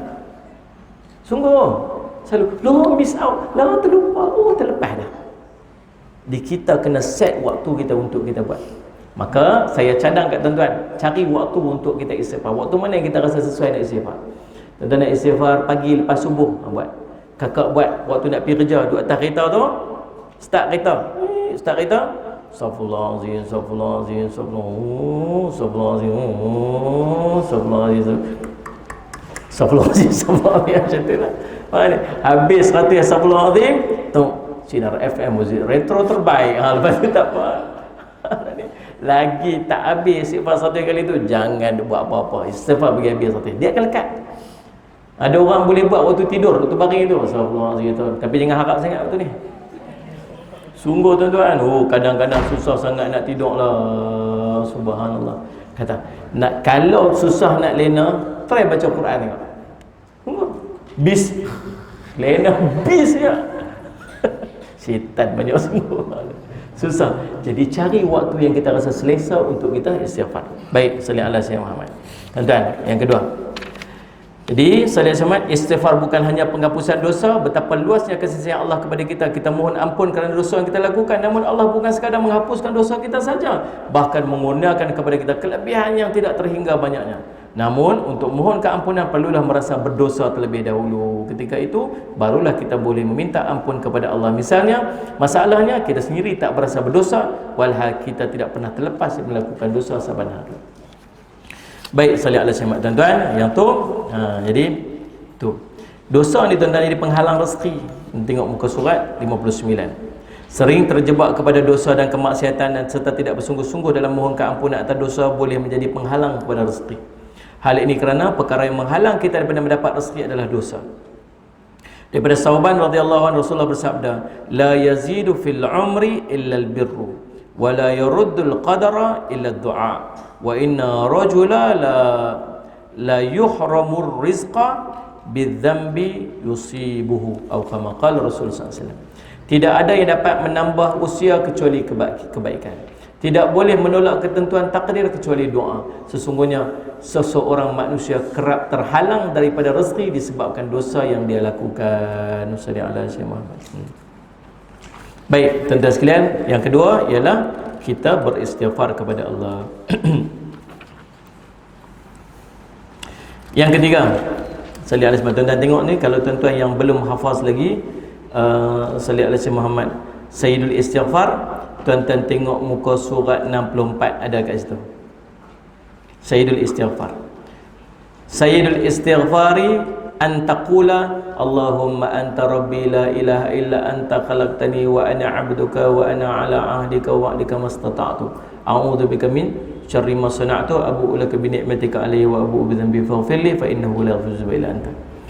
Nampak tak yang atas tu? Tu doa dia panggil Sayyidul Istighfar. Baik, sallallahu alaihi wasallam. Yang ketiga, amalan untuk mengundang rahmat di sisi Allah. Membaca, menghafaz dan beramal dengan Al-Quran. Dalil dia, wa hadza kitabun anzalnahu mubarakun fattabi'u wattaqu la'allakum turhamun. Dan Al-Quran itu adalah kitab yang kami turunkan, yang diberkati, maka ikutilah dia dan bertakwalah agar kamu diberi rahmat. Wa idza quri'al Qur'anu fastami'u lahu wa ansitu la'allakum turhamun. Dan apabila dibacakan Al-Quran, maka dengarkanlah baik-baik dan perhatikanlah dengan tenang agar kamu rahmat. Baik, apa hak kita dengan Quran? Hak dengan Quran kita ada 5. Tengok muka surat 68. Yang pertama, belajar Al-Quran. Salli ala Sayyidina Muhammad. Belajar Al-Quran. Nah, salli ala Sayyidina Muhammad. Tak ada alasan untuk tak belajar Al-Quran. Tua dah ustaz, tua pun belajar Al-Quran. Dah habis dah ustaz mengaji Al-Quran. Siapa kata ada habis belajar Al-Quran? Tak ada habis. Budak-budak ni, anak-anak kita ni hafaz Quran 30 juzuk. Ada tak habis Quran? Tak habis. Mu tak cerita lagi, habis semua ilmu tajwid, semua khatam belaka dah. Mu ada taranum lah apa semua ada. Salih al-Zaman. Ada qiraat lagi ni semua sebagai banyak ilmu Quran yang kita boleh belajar. So tak ada. Lagi tak pandai, lagi kena belajar. Ada orang dia kata apa? Saya kalau saya mengajar Quran, saya nanti buat halaqah. Itu yang saya belajar dulu. Saya mengaji di Yaman, saya mengaji di Pulau Pinang. Saya belajar dengan guru saya, jenis kena baca depan dia. Baca. Waktu dia sampai kat Yaman dulu, pergi cari guru Quran, nak ambil sanad Quran. Dia suruh kita baca. A'udzubillah, start kena dulu. Start tu kena dulu. A'udzubillahi minasyaitanirrajim. Kita rasa macam terror sangat dah. start kena terus demotivate. Subhanallah. Pergi duduk tu kan. Bila saya balik kat sini, saya buka kelas Quran. Panggil makcik-makcik belajar. Makcik seorang-seorang baca. Tuan-tuan, mereka tak tahu kata nak kena baca macam tu. Kita, Ustaz Jafri buka kelas Quran. Ramai lah buka ramai apa semua. Kata, okey, saya mengajar, cara dia ialah kita pakat-pakat baca. Jadi saya boleh kenal lah dia huruf tak mana, dia makhraj tak boleh nak baca tak mana salah dia boleh saya tolong berbetul. Kalau kita baca umum macam tu, kita tak tahu dia tu kelemahan dia kat mana. Daripada mula dia sudah silap lah macam start baca buka baca. Tuan-tuan, kelas pertama ramai, kelas kedua suku yang tinggal. Habis cerah. Pasal apa tak main? Ustaz suruh baca. Habis masalah apa? Saya ni tak reti. Macam mana saya nak baca? Tak reti lah nak kena mengaji. Betul kan? Ini lagi tak reti, lagi malu nak belajar. Akhirnya tuan-tuan, tak reti baca Quran. Belajar Quran. Yang kedua tuan-tuan, hak kita Quran ialah baca Quran. Baca Quran ni ada dua jenis. Satu Quran, satu kita baca Quran sallallahu alaihi wasallam Muhammad yang dia panggil mualat bersambung-sambung. Hari ni baca semuka, esok baca semuka, lusa baca semuka, baca akhirnya dapat habis 30 juzuk ni. Ni saya nak bagi tips macam mana nak khatam Quran 30 juzuk setiap tahun. Setiap tahun khatam Quran, setiap tahun khatam Quran. Mau tak? Tak mau gaya ni, angguk pun tak mau ni. Kita khatam Ustaz. Tu best tak kalau kita baca Quran macam kita baca surah Yasin tu. Insya-Allah kan. Tok kita kan, nenek kita kat rumah, kita baca Quran kat sebelah, dia duduk relax kan. Lepas tu lagi kita silap baca dia tegak. Dia bukan hafal Quran. Tahu pasal apa? Dia lazim Quran. Macam kita lazim dengan surah Yasin tu. Surah Yasin bukan kita hafal, tapi kalau orang baca Yasin, kita duduk dekat luar tu kita boleh ikut dah. Ikut. Betul kan? Pasal selalu baca. Sama dengan surah Baqarah. Pasal surah Baqarah, buka surah Baqarah laju tuan-tuan. Muka surat pertama, muka surat kedua, muka surat ketiga, laju. Lepas tu masuk surah berikut dia makin slow sikit. Lepas tu makin slow sikit. Lepas tu kukak.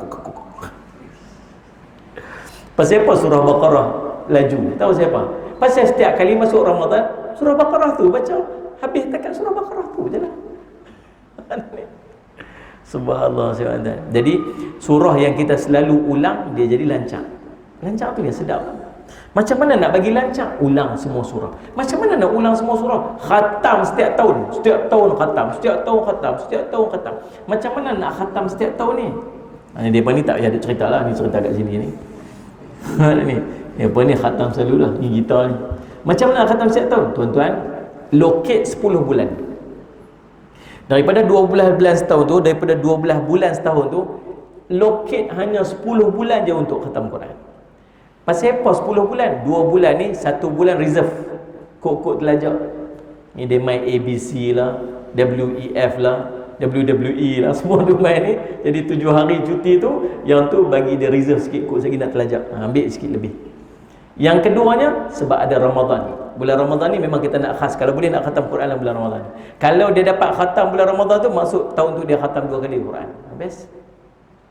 Faham kan? Habis 10 bulan. Tempoh 10 bulan ni nak khatam Quran. Kalau 10 bulan ada 30 juzuk, maksud dia setiap bulan kena khatam 3 juzuk. Betul. Betul kan?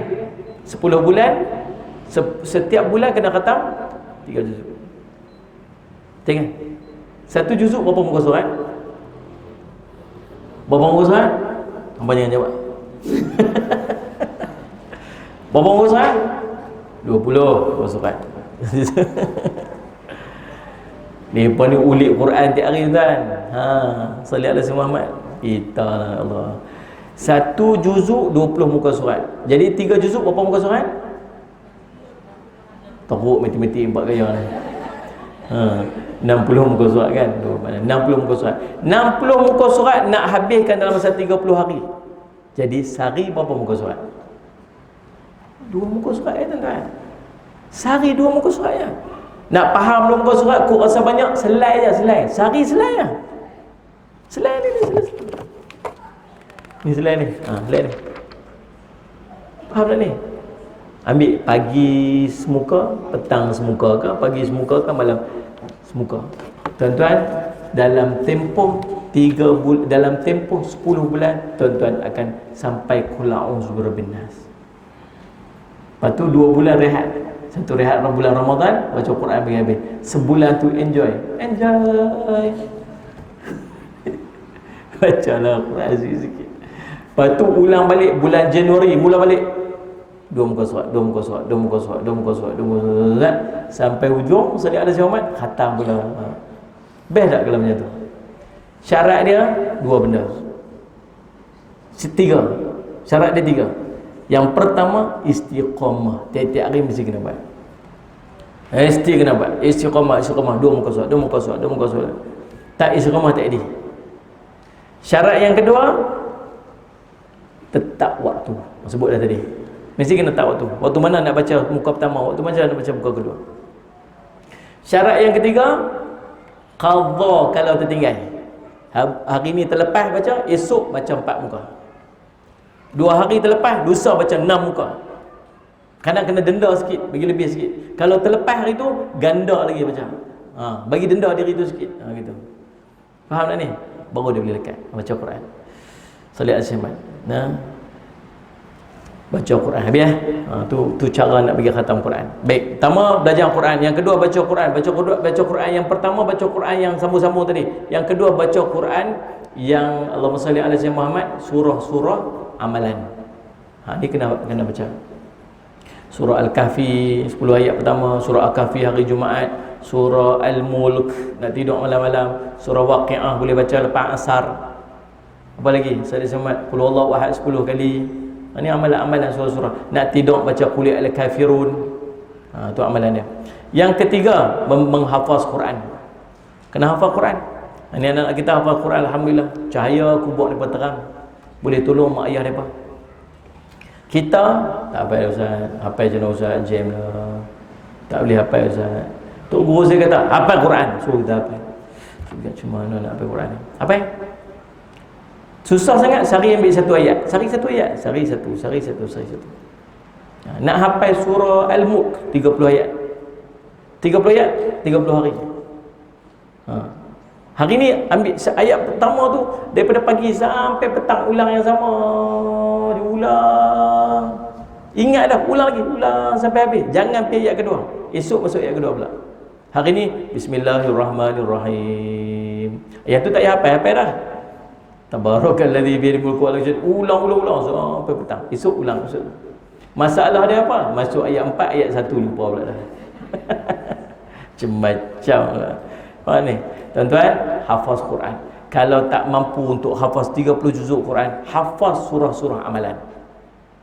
Surah Al-Mulk kena hafal dah, surah Waqiah kena hafal dah, surah Sajadah, surah Insan, surah Al-Kahfi 10 ayat awal, 10 ayat akhir. Nah, salih ada semua ayat-ayat lazim kena hafal dah. Boleh? Bagi ni suami kita duk kuliah qulullah tu aja. Nah, asal semayang je kuliah qulullah.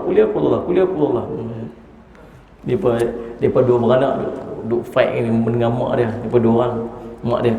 Hari tu dia dengar ayah dia kalau jadi imam mesti kuliah qulullah. 40 tahun dah. Satu hari anak dia dengar ayah dia duk hafal. Idza jaa nasrullahi wal fath. Idza jaa nasrullahi wal fath. Ayah dia dengar, anak dia dengar ayah dia duk hafal. Anak dia pergi habaq kat mak dia. Mak, malam ni ayah jadi imam, dia baca surah lain. Oh, confident ni. Anak dia kata apa? Mak dia kata apa? Aku kenal ayah hang tu. Dak mak, hari ni confirm ayah dia baca surah lain. Aku kenal ayah hang tu 40 tahun dah. Tak apa mak, malam ni kita challenge. Kalau ayah baca surah lain, mak masak kat saya sedap-sedap. Okey, aku kenal ayah. Tuan-tuan, tengok malam tu sembahyang maghrib sungguh tuan-tuan. Rakaat pertama salih ala Sayyidina Muhammad, waladdallin amin. Bismillahirrahmanirrahim. Idza jaa, anak dia tunjuk kat mak dia. Mak dia nanti kata apa? Aku kenal ayah hang. Idza jaa nasrullahi wal fath wa ra'ay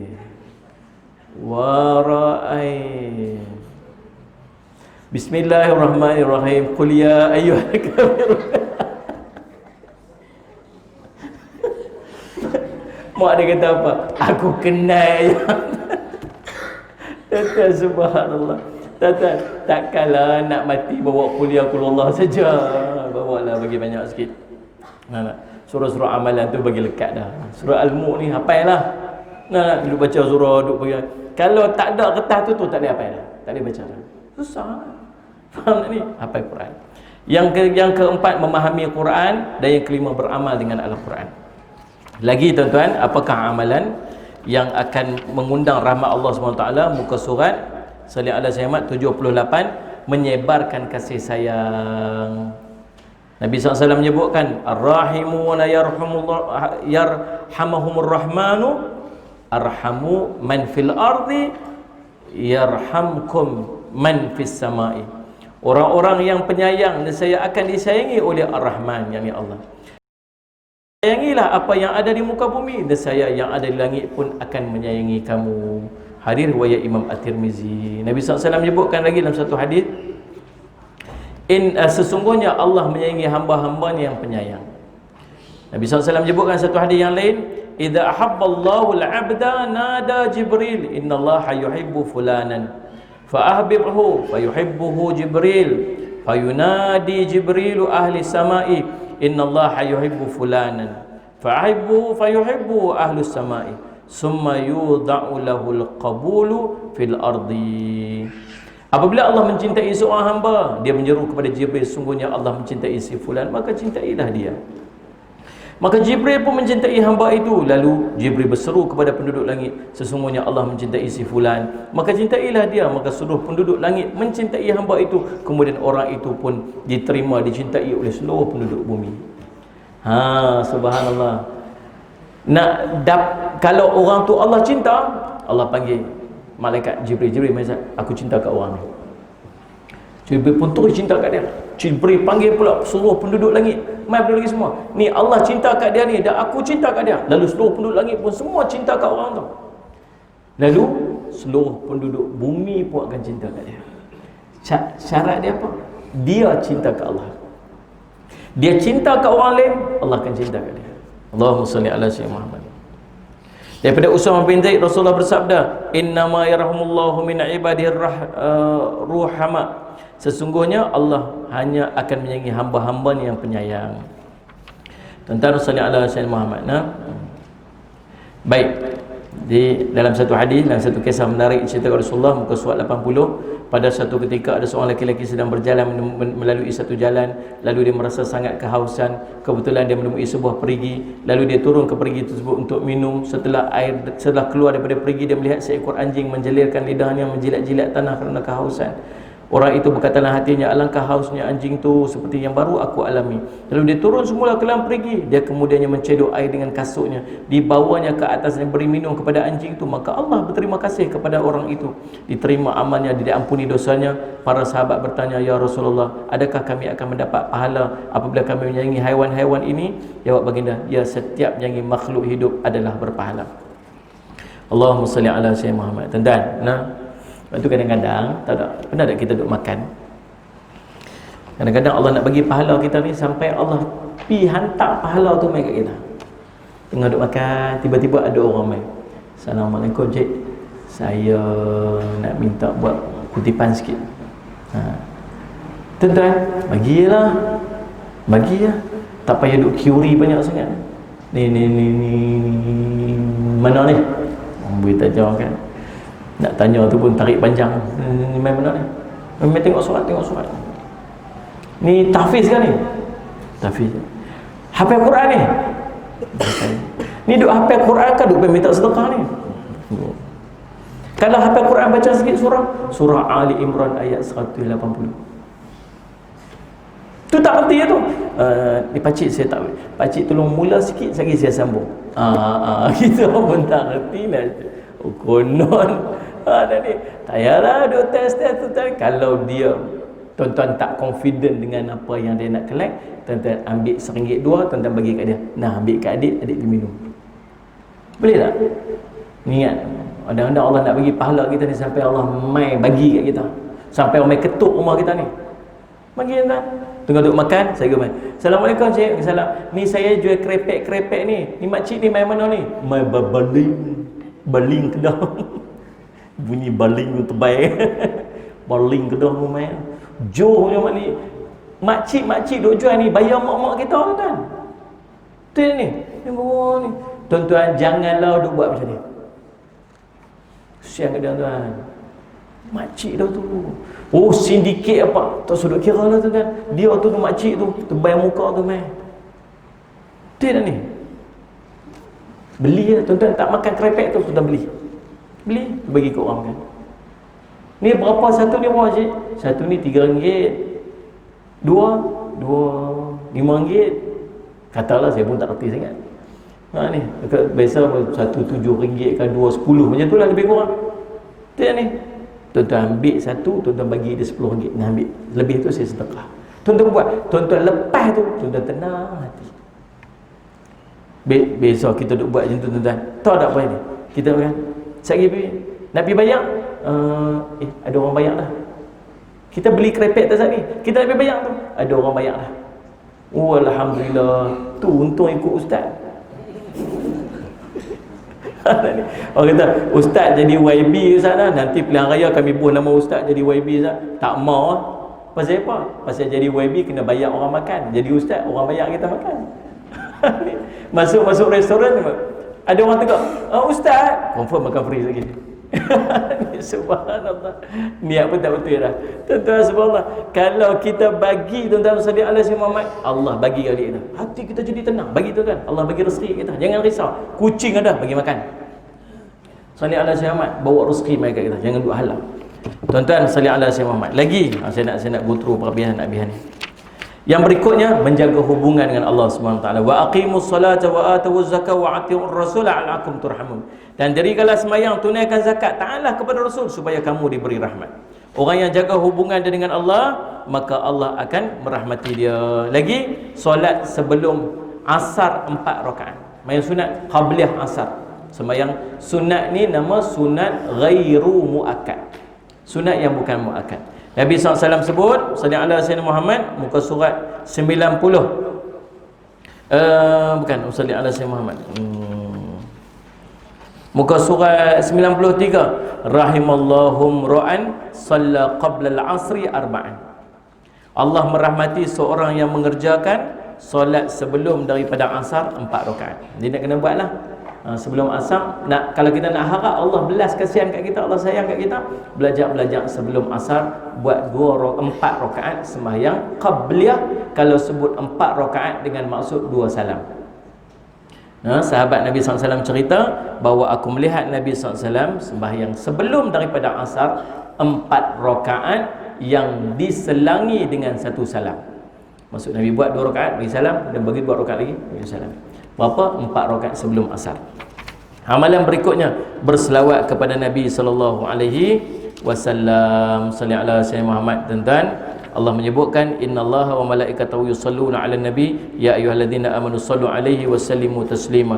Nabi SAW menyebutkan lagi, man shalla 'alayya salatan wahidatan sallallahu 'alaihi asyratu salawatan wa khutat anhu 'ashru khati'atin wa rufi'at lahu 'ashruna darajatin. Siapa yang mengucapkan selawat kepadaku 1 kali, maka Allah akan berselawat kepadanya 10 kali, dan digugurkan 10 kesalahannya, dan ditinggikan darjat baginya 10 darjat di syurga kelak. Tuan-tuan, banyakkan selawat kepada Nabi sallallahu alaihi wasallam. Dia mengundang kasih sayang Allah dekat kita. Kita ni kalau kita selawat, Allah selawat kat kita. Kita ni kalau nak harap orang-orang sebut-sebut zikir-zikir nama kita, orang tak sebut, tuan-tuan, dosa kita banyak, tak layak pun orang duk puji-puji kita. Tapi kalau kita selawat dekat Nabi, sekali je kita selawat, Allah selawat kat kita. Ulama sebut, kalau sebut Allah berselawat, itu dengan maksud Allah melimpahkan rahmat dan kasih sayangnya kepada kita. Bila malaikat berselawat kepada kita, dengan maksud malaikat mendoakan pengampunan untuk kita. Lagi yang berikutnya, amalan untuk mengundang rahmat Allah ialah memelihara wudu. Nabi SAW menyebutkan, inna ummati yad'una yawmal qiyamah ghuzzan muhajjilina min athari wudu'i faman istata'a minkum an yutila ghurratahu falyaf'al. Sungguhnya umatku akan dipanggil pada hari kiamat nanti dengan dahi, tangan, kaki berseri-seri disebabkan daripada kesan-kesan wuduk. Orang yang mampu di kalangan kamu untuk melebihkan dahinya, maka lebih lakukanlah dia. Salli ala sayyidina Muhammad.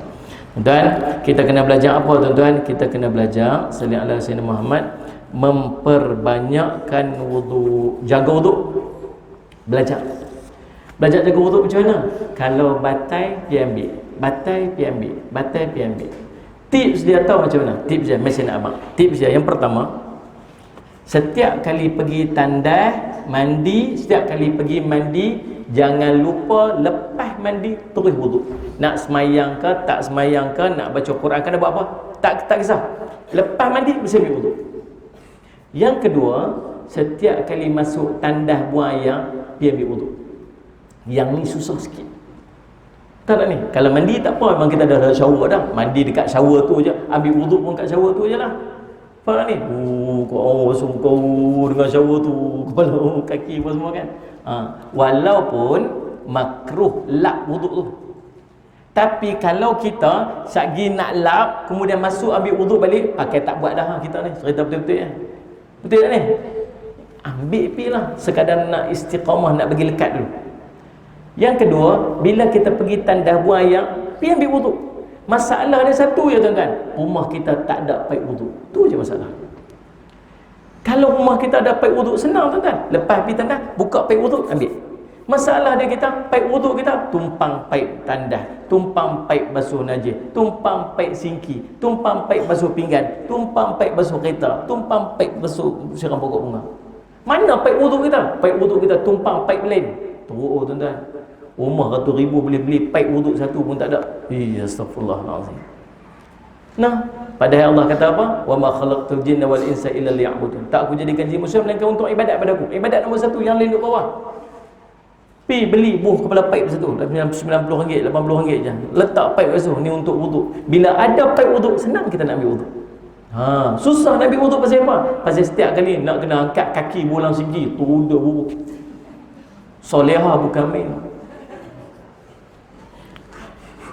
Tak ambil wuduk, kaki buka tabur, punya teruk dah. Subhanallah, punya tak senonoh. Mana ni soleh ada semua. Tuan-tuan, pasal apa nak kena buat sampai macam tu? Pasal rumah tak ada paip wuduk. Astagfirullahalazim. Orang Islam macam mana rumah tak ada paip wuduk? Faham lagi solat Jumaat ni? Istiqamah. Jaga wuduk. Bukan sekat jaga wuduk tu siang ni, nak tidur pun ambil wuduk. Malaikat jaga kita, Allah pelihara kita sampai kita bangun tidur seliak semat, jaga wuduk. Yang paling malas sekali bila tu nak ambil nak tidur. Ala adulluka ala ma tuya bil khataya wa yarfa'u bi darajat, kata Nabi. Mau tak aku cerita pada kamu benda yang akan memadamkan dosa kamu dan akan mengangkat darjat-darjat kamu. Sallallahu alaihi wasallam. Apa dia? Isbabul wudu' alal makarih. Kamu memperelokkan wuduk pada waktu susah kamu. Susah tu di antara dia apa? Selain pada tak ada ayat, susah ni malas. Kita nak tidur tuan-tuan, nak ambil wuduk. Dia kata apa? Nak tidur pun susah, pi basuh muka pula. Lagi susah nak tidur. Betul kan? Kebir.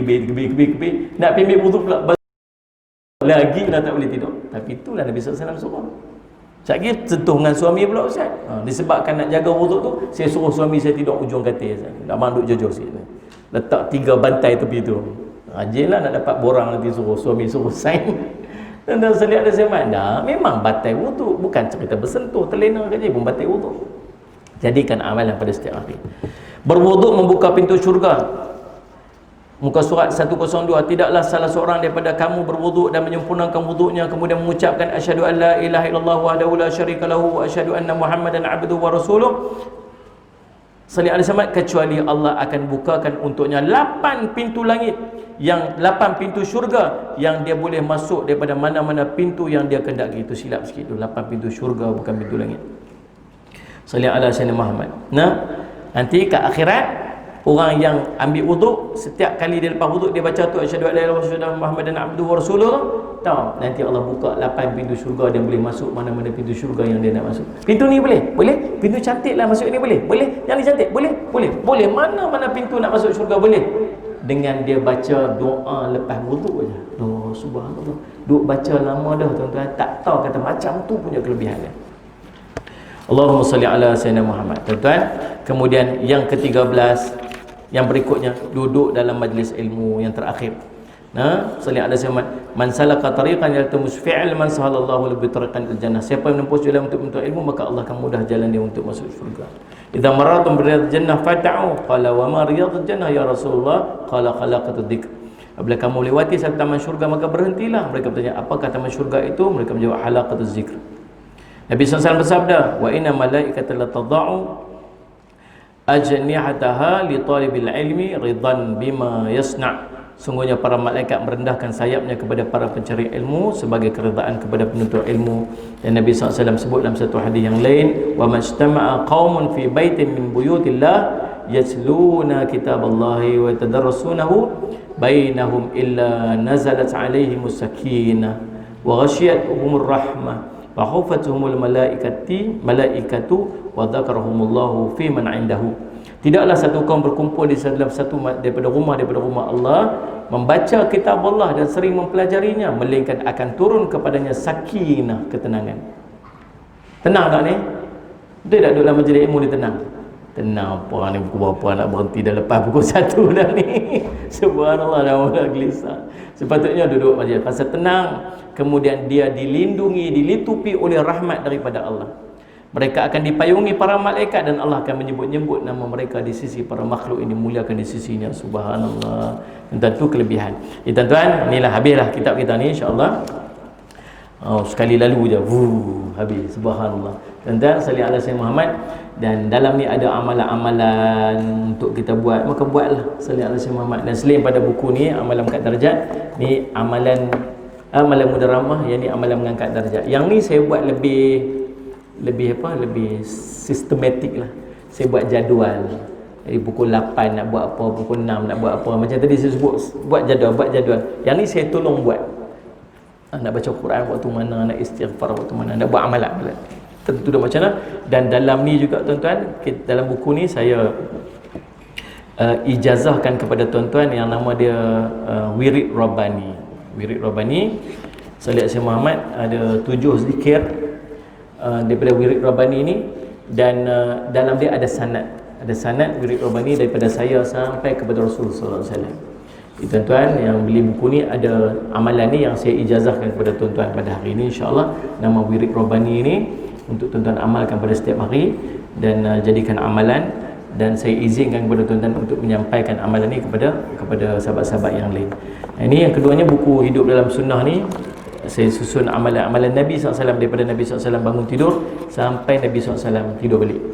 Apa amalan-amalan Nabi, macam mana cara nak pakai baju, macam mana cara nak sugi, macam mana cara salat Jumaat nak pakai kasut, macam mana cara nak makan, apa amalan, apa doa, apa sebagainya ada kat dalam ni. Dan ini yang terbaru, buku Hidup Doa-doa dalam Quran. Doa-doa yang kita panjat pada setiap hari yang bersumber kepada Quran ada lebih kurang 60 doa. Cuma yang menarik dia tuan-tuan, kita tak pernah tahu pun apa yang tersembunyi, kisah di sebalik doa tersebut. Siapa yang panjat doa ni? Apa kisah di sebalik dia? Rupanya menarik tuan-tuan. Subhanallah, subhanallah. Ini di antara buku yang fascinating yang waktu saya buat tu, saya susun dia rasa sangat menarik. Kisah Nabi Lut, kisah tentera Talut, Jalut, kisah Nabi Ibrahim, Nabi Musa, macam-macam kisah, doa-doa yang kita panjat pada setiap hari. InsyaAllah tuan-tuan boleh dapatkan buku-buku ni dekat luar. Dan untuk dana Darul Faizin, madrasah saya yang saya bangunkan di Bandar Baru Kedah tu, saya buat jualan susu kambing. Susu kambing ni saya masukkan dengan beras perang. Beras perang ni dia untuk bagi kenyang perut. Jadi susu tu saja dah ada kelebihan dari susu kambing. Saya masukkan beras perang ni untuk bagi kenyang, dan beras perang ni dia tutup bau hamis kambing tu. Dan bila kita tuang nanti kita nak bancuh, dia akan bau dia punya beras panggang. Sedap tu kan bau dia. Kemudian saya masukkan kurma untuk ganti gula. Jadi saya dah test dah kepada orang yang ada kencing manis tu, tengok lepas dia minum ada tambahan, ada naik tak gula dia, alhamdulillah tak naik.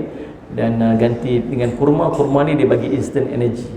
Dan saya masukkan juga ginkgo biloba, pasal yang duk mengaji dengan saya ni semua perlu kepada otak anak fresh up. Jadi saya masukkan ginkgo biloba untuk brain booster sikit lah. Jadi saya rasa sangat baik untuk amalan kita setiap hari. Cumanya saya nak minta kalau nak bancuh dalam cawan, tak payah bancuh dalam gelas, tak sedap. Dibancuh dalam cawan, cukup dah, madai dah. Dan sedap rasa dia insya-Allah.